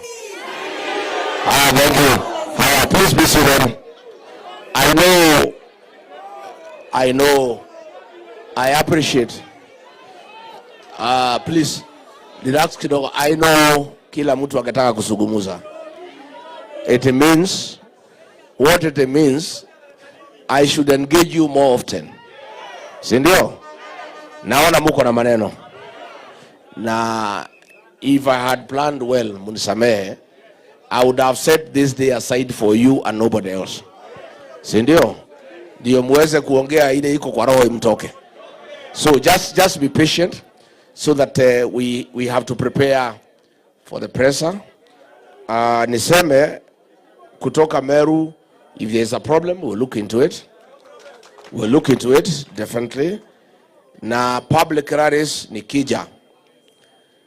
Going forward, we'll make sure 2 Gen Zs, vijana wanapewa nafasi na wasichana wawili. Yeah, after tumepatia wale wanataka viti, ndio Gen Z pia sauti yako isikike, si ndio? James Otieno from Homa Bay. Please just be attentive. I appreciate that Nyanza is one term. I do also have that information. Unajua Kasongo aligongwa na Wanga na Junet na Oburu akauziwa ODM ambaye ni Shell. Unajua yeye alikuwa anafikiria ananunua pamoja na Wajaluo. Hii Wajaluo, na nimesema mara mingi, hii watu Wajaluo ni watu safi sana. Kwa akili na masomo wako mbele sana. You cannot purchase the laws. These are people, this is a community that is very intelligent. It's a community that understands what is going on. Na ndio uliona hiyo vita ya Homa Bay, akina Wanga did not want Kasongo ajue alinunua share ya ODM. Alijua alikula deposit. Alijua akina Sifuna na akina Babu na Orengo, if they are allowed to hold a good meeting, Kasongo will know that the laws were not bought together with ODM, awache kutoa pesa. That is why Wanga na Junet na Remo Domolo waliweka vita kali. We have never seen such violence to make sure that a good meeting does not take place, so that Kasongo does not know ya kwamba Wajaluo are not with him. So I agree with you, and I'm very happy. It is true. The Luo nation has nothing against the Rigiji. Rigiji has nothing against the Luo nation. The Kikuyu nation has nothing against the Luo nation. In fact, wacha nikuambie, the day William Ruto made a decision to chase me away from government is when I toured Nyanza with him for 3 days. Na nilipata makofi kali kuliko yeye. And he has made sure that anajaribu kupiganisha mimi na Wajaluo. Na Wajaluo ni watu werevu. Siku ya mazishi ya Raila Odinga pale Nyayo Stadium, huyu Remo Domolo nilikuwa natoka kuja, akapaga gunsi ya Nairobi alitaka wanipige hapo, kuwe na vita, imesemekane nimekuja kuharibu mazishi ya Raila Odinga. I'm an intelligent man. I made a decision that huyu ni mzee wa heshima. We should not do anything that can spoil his last day of honor. I was supposed to come to Bondo. Again, wakapanga goons wakiwa na wanga, wakuje wanipige. Mimi nikasema, nikienda nipigwe kwa Wajaluo. Na sio Wajaluo wamenipiga, ni goons wameletwa kutoka Nairobi. Ndio jamii yangu nyumbani ianze kuwa vita na Wajaluo? I'm an intelligent person. I'm an intelligent person. I decided, and I said, when we were celebrating Raila akienda AU, the speech I made about Raila Odinga and Ida is on record. I said what I needed to say about that old man. Give flowers to a man when he is alive. Don't come to his grave to shed crocodile tears. Na uongo. From there, I talked to Mama Ida. Nikamwambia mama, ningetaka nikuje kupiga pole. Nikapanga na jamii yangu. Tukasanya mang'ombe na kila kitu. Tukapanga safari. Mama Ida akaniambia nitakupatia siku. Nikagoja. Baadaye, she was appointed ambassador wa UNEP. Hiyo maneno ikakuwa. Sasa siwezi kuja kwa boma bila kugojewa na mwenye. If a day will come, one day, familia inikubalia nikuje nipige pole, na tutakuja na watu wetu. And our people have said, come, tunataka kuenda kwa Raila Odinga. Because yeye alisupport Mwai Kibaki tu. Na tuko na shukurani. Na tumekuja kupima kabisa. Tukikompea huyu Raila Odinga na William Ruto, yeye bado kosea sisi wote mlima. There is actually nothing he ever did against us. Ilikuwa tu ni vita ya siasa. I am going to come and visit Nyanza. Mimi, I have talked with my good friend Babu Owino. Babu Owino is my good friend. And is my buddy. Na ni rafiki ya watoto wangu. Na nimemwambia Babu, ameniambia kuja watu ya Nyanza wanataka kusikia ukweli. The last time niliita Ramogi, ile mtu naitwa Trevor Obija. Aliitwa na Omolo, akaambiwa asinipatie nafasi niongee. Naye kiti alikuwa anatafuta huko Nyakachi, ikaenda. Si ndio? So once nikirudi nitaita Ramogi tena, niongee na hawa. I'll arrange a tour of Siaya, Migori, Homa Bay, and Kisumu Dala. I'll come. And I want to say, William Ruto is working very hard to create a wedge between the Luo nation and the mountain. Ndio wa Junet wananitukana kila siku na akina Wanga. Lakini we know wanatumiwa na Ruto.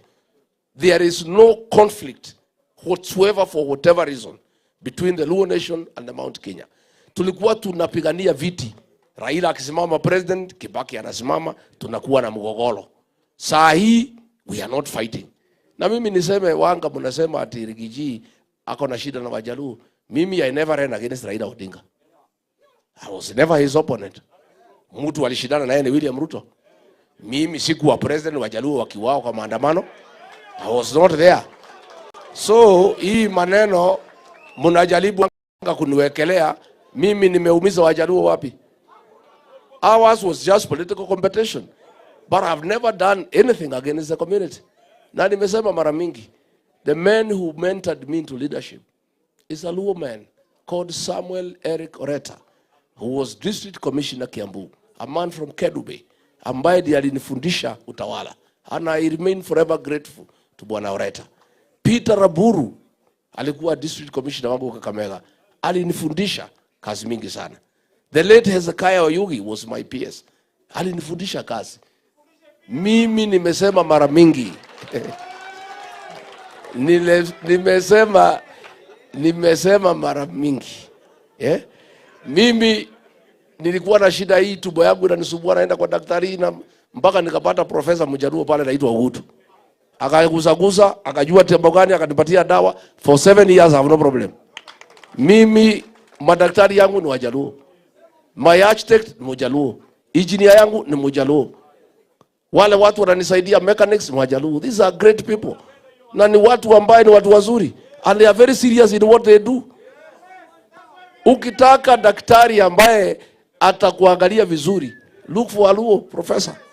So wewe Kasongo, don't try to come between me and the Luo nation. Sisi hatuna shida na watu. So please, kwa sababu ya masaa, nitapatia nyinyi. Haya sawa.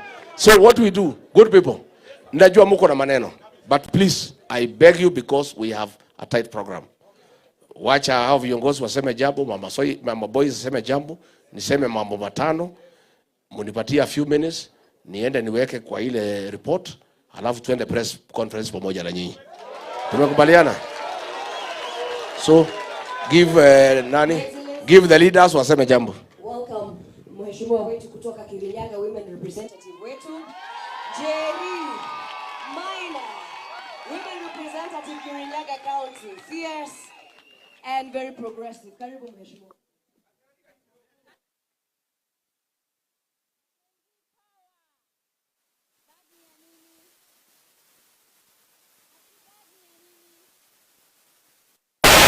Sitaki kuweka sana. Sitaki tukosane na nyinyi. Mimi najua nyinyi wasee wenye mko na energy.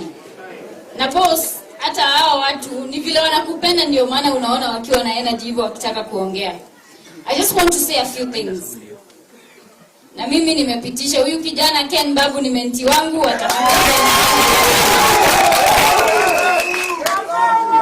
na watu sasa mtulie vijana. Ingine niseme ya kwamba mmeambiwa na party leader chama ya DCP itakuwa na free, fair, credible nominations. Mimi nilichaguliwa pale Kirinyaga at 27 years. So nilikuwa ndio nimemaliza shule, nikapata first job, wakanipea kazi. Vijana mjitume. Msiasikwambie ati you're too young to run. Asikwambie ati wewe una kitu, wewe kuna mali unaweza enda. Hata mimi niliambiwa bana. Hata mimi niliambiwa kuna mali naweza enda. Ujitume kwa ground. Enda ongelesha au kina mama, wazazi wetu, wazee. Ongelesha vijana wenzako. Kampeni yangu iliraniwa na vijana. Na najua Alex Samson ako hapa ndiye alikuwa anaongoza blogging team. Na vijana wakajituma. So me I know young people can lead given the opportunity to lead, Your Excellency. Hizo nominations by the way tunawaambia si za watu wazee, si ndio? Nominations ni za vijana kwa chama ama ni aje? Because wale wenye wako na do wanaweza enda ground, wanaweza waende wapange vitu hivi 1 2 3, lakini vijana juu wako na ideas za kulidi nation ndio wanafaa kuwe pale. Na si kila time ati vijana wako forefront ya vita, lakini ikifika ni nominations tunaanza kuona kuna wase wengine hapo hata hatukuwa tunaona kwa campaign ama ni aje? So vijana, hii chama ya DCP I can assure you our party leader is committed to the leadership of young people in this great Republic of Kenya. Tutaomba vijana mkuwe ma brothers na sisters. Hii space ni yetu sote, tunaweza toshea. Love one another. Support another young person to lead. Shikilia kijana mwenzako. Na unajua kila mse yako gifted differently. Unaweza kuta maybe huyu anaweza ongea vizuri kwa mkutano kama huyu Malala Junior. Malala Junior can speak. Mwingine anajua kupanga kazi, si ndio? So tupendane, tusapotiane. The last thing. Mimi najua time ya Gen Z, mimi nilikuwa ground. Unasikia walikuwa naitwa terrorist kahawa locals. Nilikuwa naenda hapo 8 am natoka hapo 8 pm. Nikitetea vijana watoke kwa jela. Huyu party leader wetu ali raise over 10 million shillings ya kulipia vijana cash bail. Vijana wenye wako wanado wakatoka kwa jela. Her Excellency hapa mnamuona anapenda vijana sana. Wacha niwaambie, na unajua nitasema tu kidogo tu, Her Excellency. Mama boys, unaona ile constitution ya vijana, young people, she contributed to a great extent kuhakikisha kwamba vijana wako kwa chama, structure ni iko safi kabisa, inawapanga na inahakikisha kwamba they are not being left behind. So this party cares about you, inawapenda, na mimi nauliza youth leader, hawa vijana ni wako wote. Najua wengine kama Njerika Higa wanaweza fanya kuna pale student leader pale anaitwa Jane Wamburanga, ni msichana mzuri sana. Kuna huyu Jemo anajituma. Hawa vijana wa accommodate, wape nafasi, wape hiyo visibility. Si ndio? Kila mtu akuwe involved kwa hii chama. Coast Region wamefika hapa kutoka Kilifi. Kuna wase wa Marsabit hapa wametravel 980 kilometers kufika hapa. Kuna wase wa West Pokot hapa kina Ajax wamefika hapa. Imagine wametoka West Pokot. Hao vijana wote, include them in the party. Wape opportunity ya kushine pia, wafike pale mbele. Ama ni aje? Ndio kesho ijipe, si ndio? Kesho ijipe. Asanteni sana. Mimi sitazidisha hapo. God bless you. I love you all. Sasa tuzungumziwe na mheshimiwa Kanini Kega Iyela MP. Asante sana. Vijana power. Kasongo aende asiende? Nionyeshe Kasongo aende asiende? Your Excellency, this is your day with the young people. But I want to tell you as young people. Mimi mara ya kwanza kusimama nilikuwa 4th year university. Nikaanguka. I never give up. The second one niliingia. So I want to assure you, jipe nguvu. You will make it. Na usiambiwe ate hii kiti ni ya fulani. Wakati huo tulikuwa tunashindana na watu walikuwa na pesa. Lakini niliingia. I want to assure you that you can make it. Your Excellency, if there is one thing that you will be remembered for in this country, because I have been there. Nimeona viongozi. Mimi nimekaa. Mzee nilikuwa na yeye. Baba nilijaribu kupandisha baba hapa kwa mlima. Ile kuanguka nilianguka hapa hujaiona. I want to assure you, Your Excellency, because there is something I have seen in you, mentoring the young people. If there is something, and I want this one to go on record, the only leader I have seen mentoring young people for future, and not for future, for now and into the future, is His Excellency Rigathi Gachagua. And a leader is measured by not what he has done, no, but how he prepares his exit and also his succession. Because unaweza kuwa umefanya mengi mazuri, but if you don't prepare your exit, kila kitu inaweza haribika. Your Excellency, I want to assure you, sisi kama jeshi yako tutakushikilia and make sure that Kasongo becomes one-term president. Thank you so much and God bless you.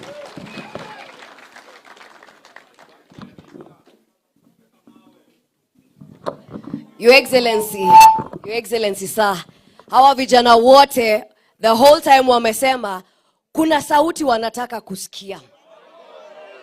Kuna sauti wanataka kusikia. Sauti mnataka kusikia ni ya nani? Mnataka kusikia nani? Your Excellency, please come address the youth.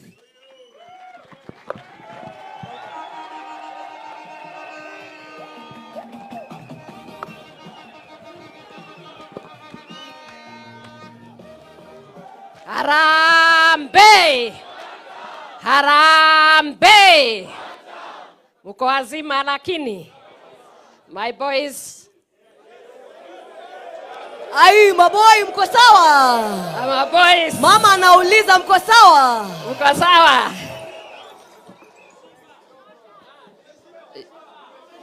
Mumeshiba?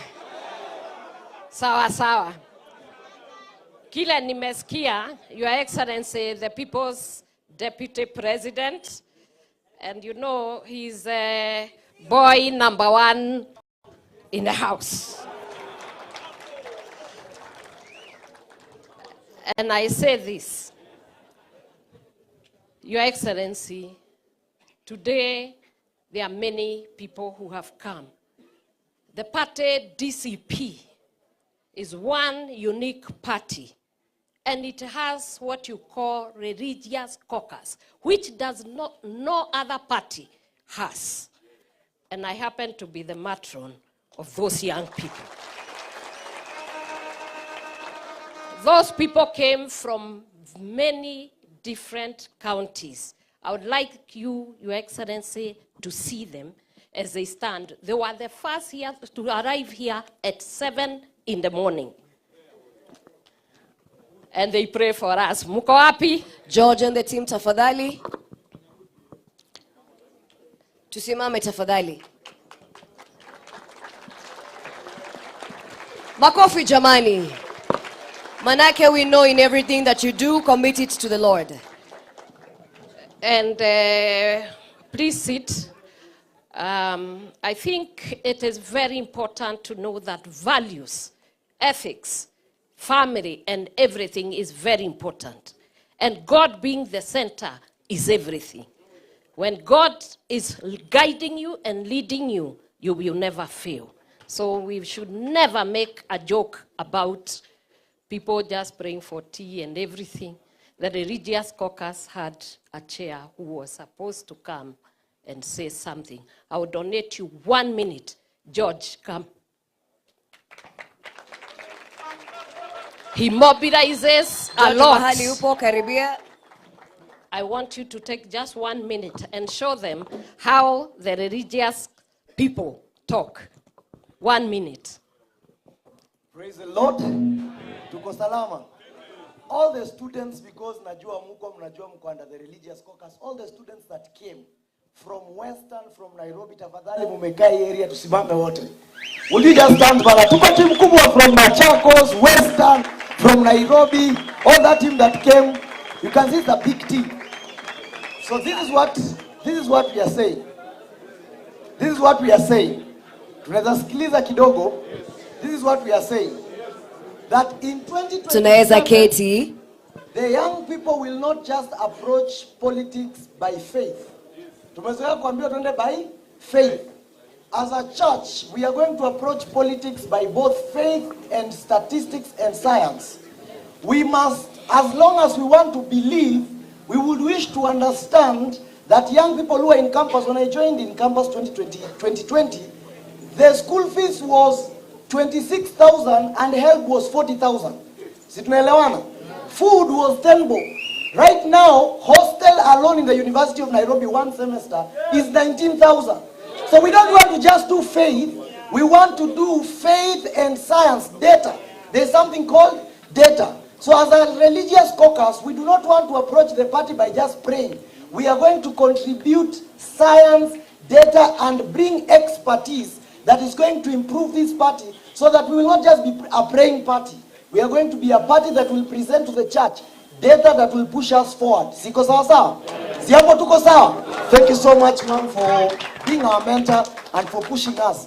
That we are not just praying, but we are bringing data to the party that will help us. Thank you so much. Thank you, George. The global question today is how we approach the future.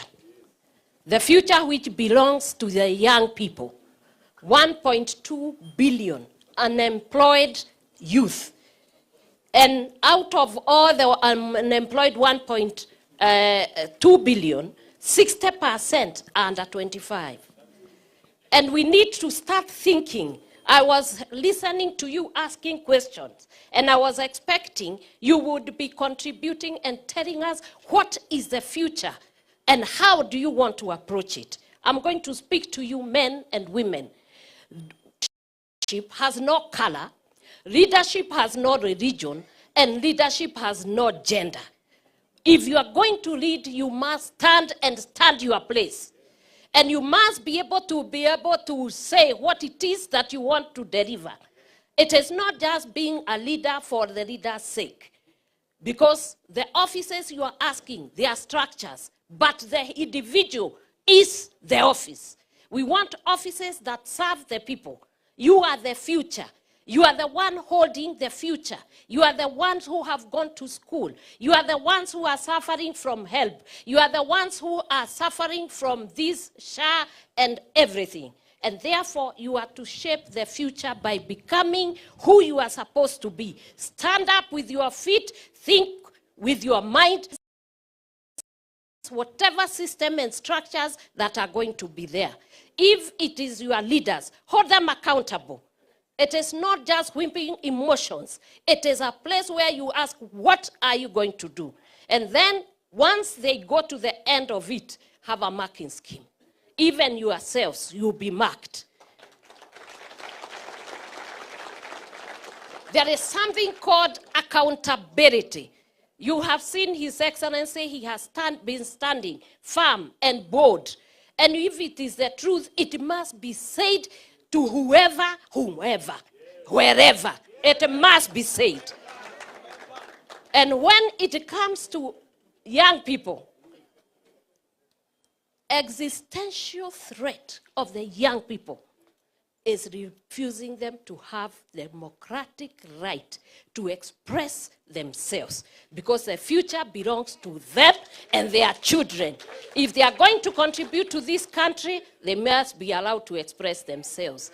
They must be allowed to speak. They must be allowed to work within the space to see that the future is well grounded. Are you hearing me? Yes. And young people, let me tell you, sometimes if you see us standing and talking, I come from a background that many of you have read. The next thing is that I'm not just a housewife. Ask him, he found me at the university. Okay? Ndiye alisema aliniweka box. Lakini nafikiri tuliwekana box. Sisi wawili. And I'm a banker by profession, and I have been in project management, and I have seen.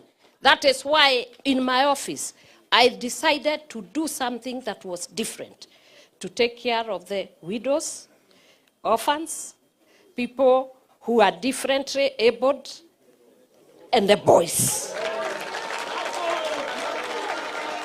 And I assure you, with His Excellency, when we get there, there is going to be affirmative action for the boy child. There is going to be one.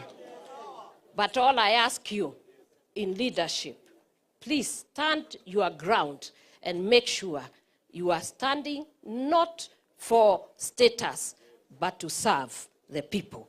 God bless you. Asante sana, Your Excellency. Please remain there, and His Excellency, so that you can receive this proposal from the Persons with Disability proposal. Manake, you've been championing that very important noble cause where they want to be heard. Your Excellency, you will receive this proposal from this team. They also have a gift for you. Tafadhali tuweze kuwa tunakaribisha ile zawadi yao. Tafadhali karibisha ile zawadi. Ladies and gentlemen, members of the four states, Her Excellency, His Excellency receiving the proposal from the Persons with Disability DCP League. Inaeleza maoni yao kuhusu ni vipi wangependa kuwa included. Sababu sote lazima tuwe tunapata mambo yetu sawa sawa. Shikilia zawadi kidogo. Baada ya hapo, Your Excellencies, mtareceive zawadi. Zawadi hii imetoka bado kutoka hii team. Ni zawadi murwa kabisa, Your Excellencies. Tafadhali shika muweze kuelewa. Kidogo tu, zawadi hii, Your Excellency, unakumbuka kuna siku kadhaa uliwahi sema umechukua muda kidogo kwenda kwenye mlima kufikiria zaidi na haswa kuomba mwongozo kutoka kwake Mwenyezi Mungu. Basi hawa wameweza kukuletea kingpin in Mount Kenya. Number 2, umekuwa ukizungumza mambo ya kweli. Na yale mambo ambayo umekuwa ukizungumza, Your Excellency, hakuna mtu wa serikali amekuja kupinga. Yale mambo tunasikia ni matusi na wakabila. Tumesikia iko watu wa Kisumu hapa. Hao hawajatoka kwa mlima. Kwa hivyo tunataka kusema DCP ni chama ya kila mtu. Asante sana. Thank you so much, Your Excellency. Kuna zawadi ya mwisho. Sisi sasa tutaondoka tuwapishe wenzetu. Wako na zawadi ya mwisho ili His Excellency aweze kuongea. Na His Excellency atareceive hiyo zawadi pale juu ya podium, ambapo immediately after tutaweza kumpata akiongea. Youth League, tafadhali karibieni muweze kumpatia zawadi. Hatutasema chochote manake picha hii portrait inaeleza waziwazi. Tazama picha hiyo ya His Excellency. Ni portrait ambayo iko na simba. Manake huyu ni simba. Simba kabisa ambaye kazi yake inaonekana. Her Excellency akiwa pamoja na timu hii ya youth. Tunasema ni one time. Asanteni sana kwa ishara hiyo ya ukakamavu na ujasiri, Simba Rigiji. Tafadhali sasa wote tuondoke kwenye stage. tupate His Excellency akiweza kutuaddress. Vijana, asanteni sana. His Excellency sasa ataweza kutuongelesha. Members of the fourth estate, tupo tayari. Asante. Tutaweza kuongeleshwa na His Excellency.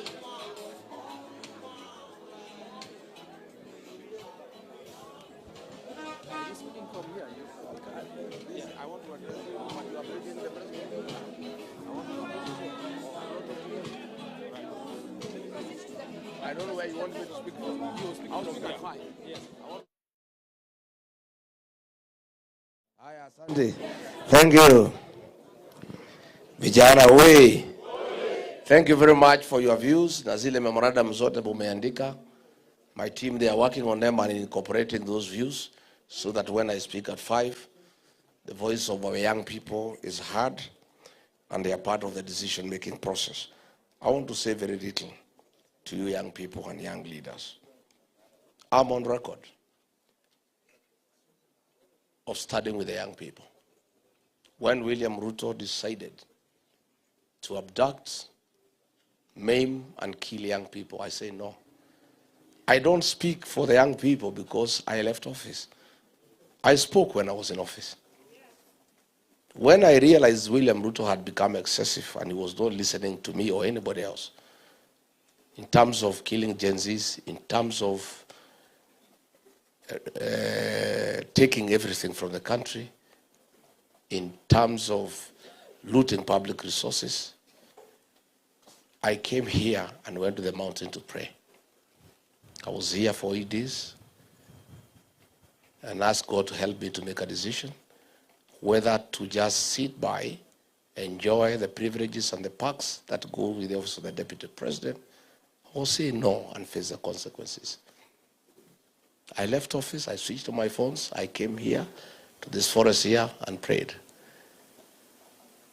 And God showed me the way and said, no, you can't sit back and enjoy the privileges and the perks that go with the office. Stand with the people of Kenya, stand with the young people, stand with everybody, and face the consequences, whatever they are. And I went back to Nairobi and I started telling him no. In cabinet, in Security Council meeting, I said no. When the issue of young people came and he gave instructions that they should be abducted and tortured and if possible killed, I said no. I was the lone voice in the National Security Council. And I said no. I said, Mr. President, one is against the 10 Commandments. Thou shalt not kill. Number 2 is against our Constitution. Everybody, anybody who has committed a crime should be arrested and taken to court to face justice. I also said I'm a parent. I'm a father to some young boys. And I would not like them to face what you are saying. And I said no. And he was very unhappy with me. In fact, that is what now made him and me disagree completely. Then there was the Finance Bill 2024. When it was brought before the cabinet committee that I chaired, I said no. And some members there texted him, and he told me, let it come to the main cabinet. I was the lone voice. I oppose Finance Bill 2024. And I started telling MPs to listen to the ground. And I told him this thing, people cannot accept. And if you force it, you'll have an egg on your face. He told me off and told me I'm opposing government from within. I went away. And of course, people said no. The Gen Zs came out. I called Professor Kindiki. That's why I have very little regard for that man. Very little regard. I called him. Yeah? I called him after the Security Council meeting. I said, Professor, what you are being told to do, is it right? Is it biblical? Is it in accordance with the Constitution? As a parent, how can you? And he said, no, mimi lazima nifanye vile rais amesema. Lazima nifanye vile rais amesema. Nikamuuliza, including abducting and killing young people. Sasa kama rais amesema, mimi nitafanya nini? I'll never. If he refused, and I had refused, the two of us, probably those boys and girls would not have died. If Kindiki had put his foot down, because even the IG then wasn't, but he was a coward. The general was just there. I told Kindiki, please, let's go and face this man and tell him this decision is wrong. He said no. So it happened. So what do? I'm deputy president. The government that serves have killed people in parliament, have exterminated young people with a great future. I am part of that government. What do? Again, I prayed. I said, God, give me courage, give me strength to make a decision. I took a plane and went to Mombasa. The killing had happened on June 25. In the evening, William Ruto called a press conference. He never invited me. Ordinarily, I would be there. And called these young people criminals and treasoners and says they'll be hunted like rats. I was very offended. So the following day, I got a press conference in Mombasa. And I was in office. I said, I don't agree with this decision. One, these young people are not criminals. They are my sons and daughters. And they have a legitimate concern. And somebody should listen to them. And this is wrong. He later called me and really abused me and told me I'll know who he is and I'll face the consequences. The decision to start my impeachment started on that day. I stood with the young people of this country. And I lost a job that I had looked for. He did not give me the job. I looked for it. I mobilized votes. I was voted for. I lost privileges. I lost everything. But I stood with our young people. I'm asking the young people of this country to also make a sacrifice for me. Knowing very well, if I made that decision to lose my job to stand with them, if I am president, nobody will ever kill them. Nobody will ever abduct them. Nobody will ever take them through that torturous journey. I am a firm and a serious believer in the destiny of our young people. If you check the people around me, the young MPs, the ones who are elected, they are all young people. And they are the ones who drive my leadership and my politics. And the great strides I have made in selling our party and popularity across the country is because I have energy around me. I have young people around me whom I've allowed to advise me, whom I've allowed to help me look for leadership. I am a very genuine believer. And that's why I disagree with anybody who says you are leaders of tomorrow. Anybody who tells you that, that is an insult. You are the leader of tomorrow. You are the present and the future. And I want to challenge you today. You people are fearless. You people cannot be bribed. You are all saying you don't want William Ruto. Let me tell you, if the young people of this country today made a decision, William Ruto will go home. For sure, as December 25 is Christmas, he'll go home. Because you have the numbers. And you cannot be compromised. But I want to challenge you. Criticizing William Ruto on the smartphone is not enough. Shouting one time is not enough. Saying how bad he is not enough. Even telling me he's a goon is not enough. You must go the extra mile. Leadership in Kenya is decided through the ballot. We don't want to remove Ruto through unconstitutional means. We want him to be around. We want to defeat him in the ballot. There is only one way of removing a president from power and putting another one in power, through the ballot. People must register as voters and come out and vote. I checked in Olokalau, and I must tell you I was disappointed. The meetings for DCP candidate was full of young people, Gen Z. They were all shouting, "It's DCP is Kamau Ngodho." But on the voting day, when I checked the queues, I found the grandmothers, the mothers, and the fathers. The young people were nowhere. So who will remove William Ruto? How? You must be available. You must register and voters turn up and vote. And if you do, he is home. If the young population today decided Rigathi Gachagua will be president, that is it. It will just happen. But you people must register as voters. The tool of transformation is the ballot. The method of transforming a country is registering as a voter and turning out to vote. Writing criticism on smartphone is good. Writing articles is good. Shouting is good. Singing one term is the best. It's very sweet. We like it. But it's not enough. You must go another step. You must register as voters. Number 2, for this election that is coming. Registering as voters is not enough. Voting is not enough. We must protect the vote. This vote, our vote in Bere was stolen before our own eyes. We had won, it was stolen. In Malava, it was stolen. Then we learned lessons from Bere. We defended Olokalau. They could not steal. 2027, they will not steal. And we are saying, you vote and remain and guard. There are 2 responsibilities on that day. Voting and guarding. And they go together. Voting is not enough. Number 3 are the most important. You guys are the real thing.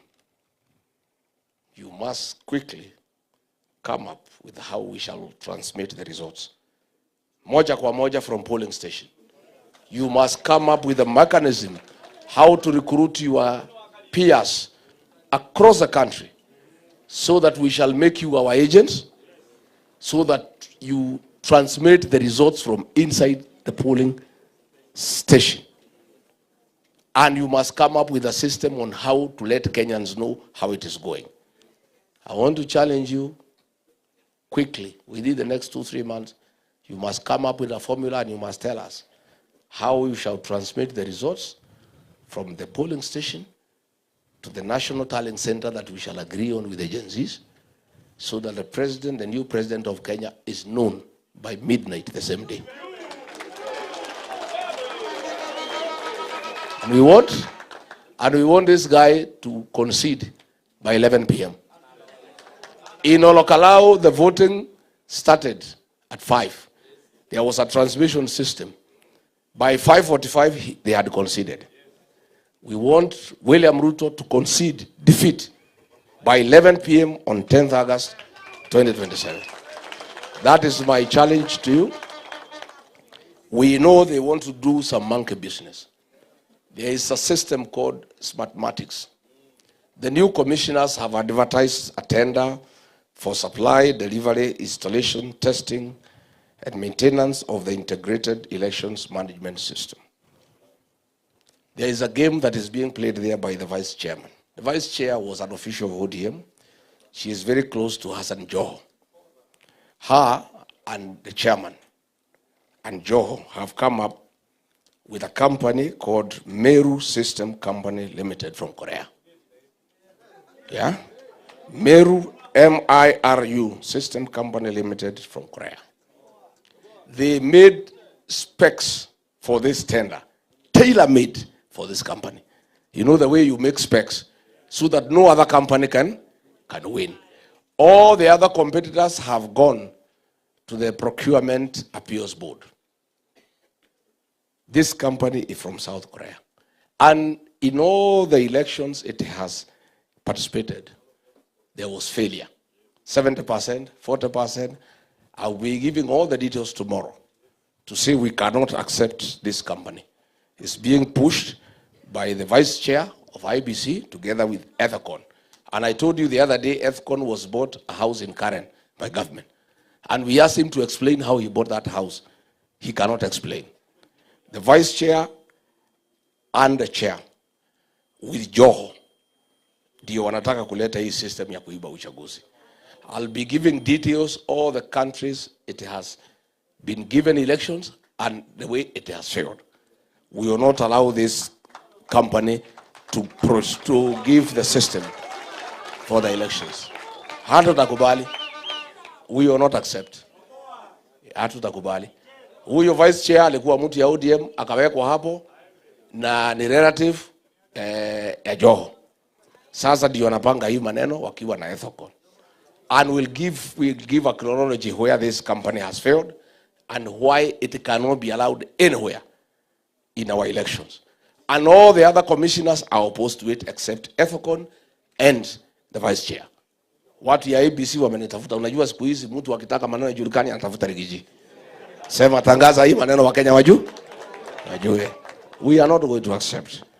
So good people, mine is to tell you, as I've told you, free and fair nominations and affirmative action for our young people. Hizi vitu yote nominated ingine sasa tayari nimepeana 3 hapa. Si imeenda? Mkiwa mnakaa tu hapa. Fomu ni kujituma. And Rigiji is a very fair person. And I love young people genuinely. Still, genuinely. And I want my government to be full of young people.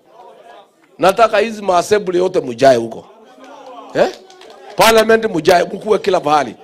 Ani unajua uzuri hivi vijana wakichaguliwa hawana maneno mingi. Watasema wabunge hakuna haja ya kukua mtu na nyumba kubwa kama hii Rigiji. Wakae kwa flat, wachukue Uber waende bunge warudi nyumbani. And we save a lot of money for the country, isn't it? I'm telling you, you good young people. So tafadhali hata governor, huyu governor Nakuru ngangana. Usiogope. So good people, I want to thank you for your contribution. Nitakuja na nitatembea kila mahali kwa Jamhuri ya Kenya. You know Gachagua amesema hataki hawezi fanya kazi na Rigiji. Anaweza fanya na mtu mwingine yote isipokuwa Rigiji. You know why? Nyinyi mnataka nifanye kazi na Gachagua? You know why he cannot agree? See, I was with him. Kuna mambo nilikataa. So he cannot work with me because to start with he is a thief. One, he knows I cannot allow him to abduct people and I cannot agree to extrajudicial killings. Number 2, he knows I cannot agree to sale of public assets. Number 3, he knows I cannot agree diversion of security money for politics. Number 4, he knows vile amechukua jamii moja yake amejaza polisi na kila pahali, siwezi kubali. You know? He also knows I am not a yes man. Yeye anatafuta sanamu. Si yako na moja? Yes sir. Wewe Sabrano. Kuja hapa. Hii vijana Gen Z wananisumbua. Imagine wananichora. Wananiweka kwa jeneza. Sabrano nisaidie. Abduct these people. Kill them. Hakikisha umewaangaisha. Sabrano ni bure si bure? Ni bonoko si bonoko? William Ruto is saying he can work with everybody else but not Rigiji. Because Rigiji cannot be a yes person. He is a truthful man. He is a man whose morality is at the highest level. Rigiji is a man of integrity. He cannot agree to corruption. He cannot agree to sale of public assets. He cannot agree to nepotism. He cannot agree to support things blindly that are not good for the country. And he is right. He cannot work with Rigiji. I want to say I cannot work with William Ruto because he is a killer. I don't believe in killing people. I don't believe in stealing the public. So, nimesema if he can get somebody else wa kufanya kazi na yeye, afanye na yeye. Mimi mambo ya goons siwezi kubali. Na tuliwachana na yeye kwa sababu tabia yake ni mbaya. And he cannot change that man. So there is no possibility that we can work together. In any case, listening to the people of Kenya, atafukuzwa next year. Sasa hata hii anasema hawezi fanya na mimi, atakosa kufanya na mimi na atakuwa nyumbani. Unless anaongea mambo ya kulima shamba yake. Unless he is saying hatuwezi lima shamba pamoja. Because from where I sit, Iko international organization very credible imefanya poll. His rating is at 17%. And as a sitting president, it cannot get better, it can only get worse. So mambo ya Kasongo is a fait accompli. Is what the Italians call finito. Inaitwa? Na ile vijana wanaita kufinish? Ati vijana wanaita kufinish? That is it. So there is no possibility that he can work with anybody else, not just even Rigiji. Because you'll not be there. Unless he's looking for a farm manager, or he's looking for somebody who can run his businesses. Yeah, afanya nao watu. Vijana tumeelewana? Nimeshukuru sana. I need to go ni prepare kidogo ndio mtania company kwa hii pressa mtapanga. Maybe nitakuja tu kufanyia hapa provided you listen without talking so that we can deliver to the country. Yes. Si ndio? Si ndio? Kabisa. So you can stretch your feet kidogo 5-10 minutes, then we retreat here. Ndio niseme ile nataka niseme kama ni. It is even good that I'm using the communique from Wamunyoro in the company of young people. Absolutely. The right audience, Whom kabisa. I love, and all those things we want to do are for the greatest benefit to the young people. Because hii Kenya ni yenu. Sisi miaka yetu naendelea kusonga. Hii Kenya ikiwa mzuri, watu wale ambao watafaidika ni nyinyi. Huyu Kasongo kwa bahati mbaya akirudi watu mtapata shida ni nyinyi. Anaweza rudi? Amwezi kubali? Asanteni sana, may God bless you. Asante Your Excellency, tutarudi.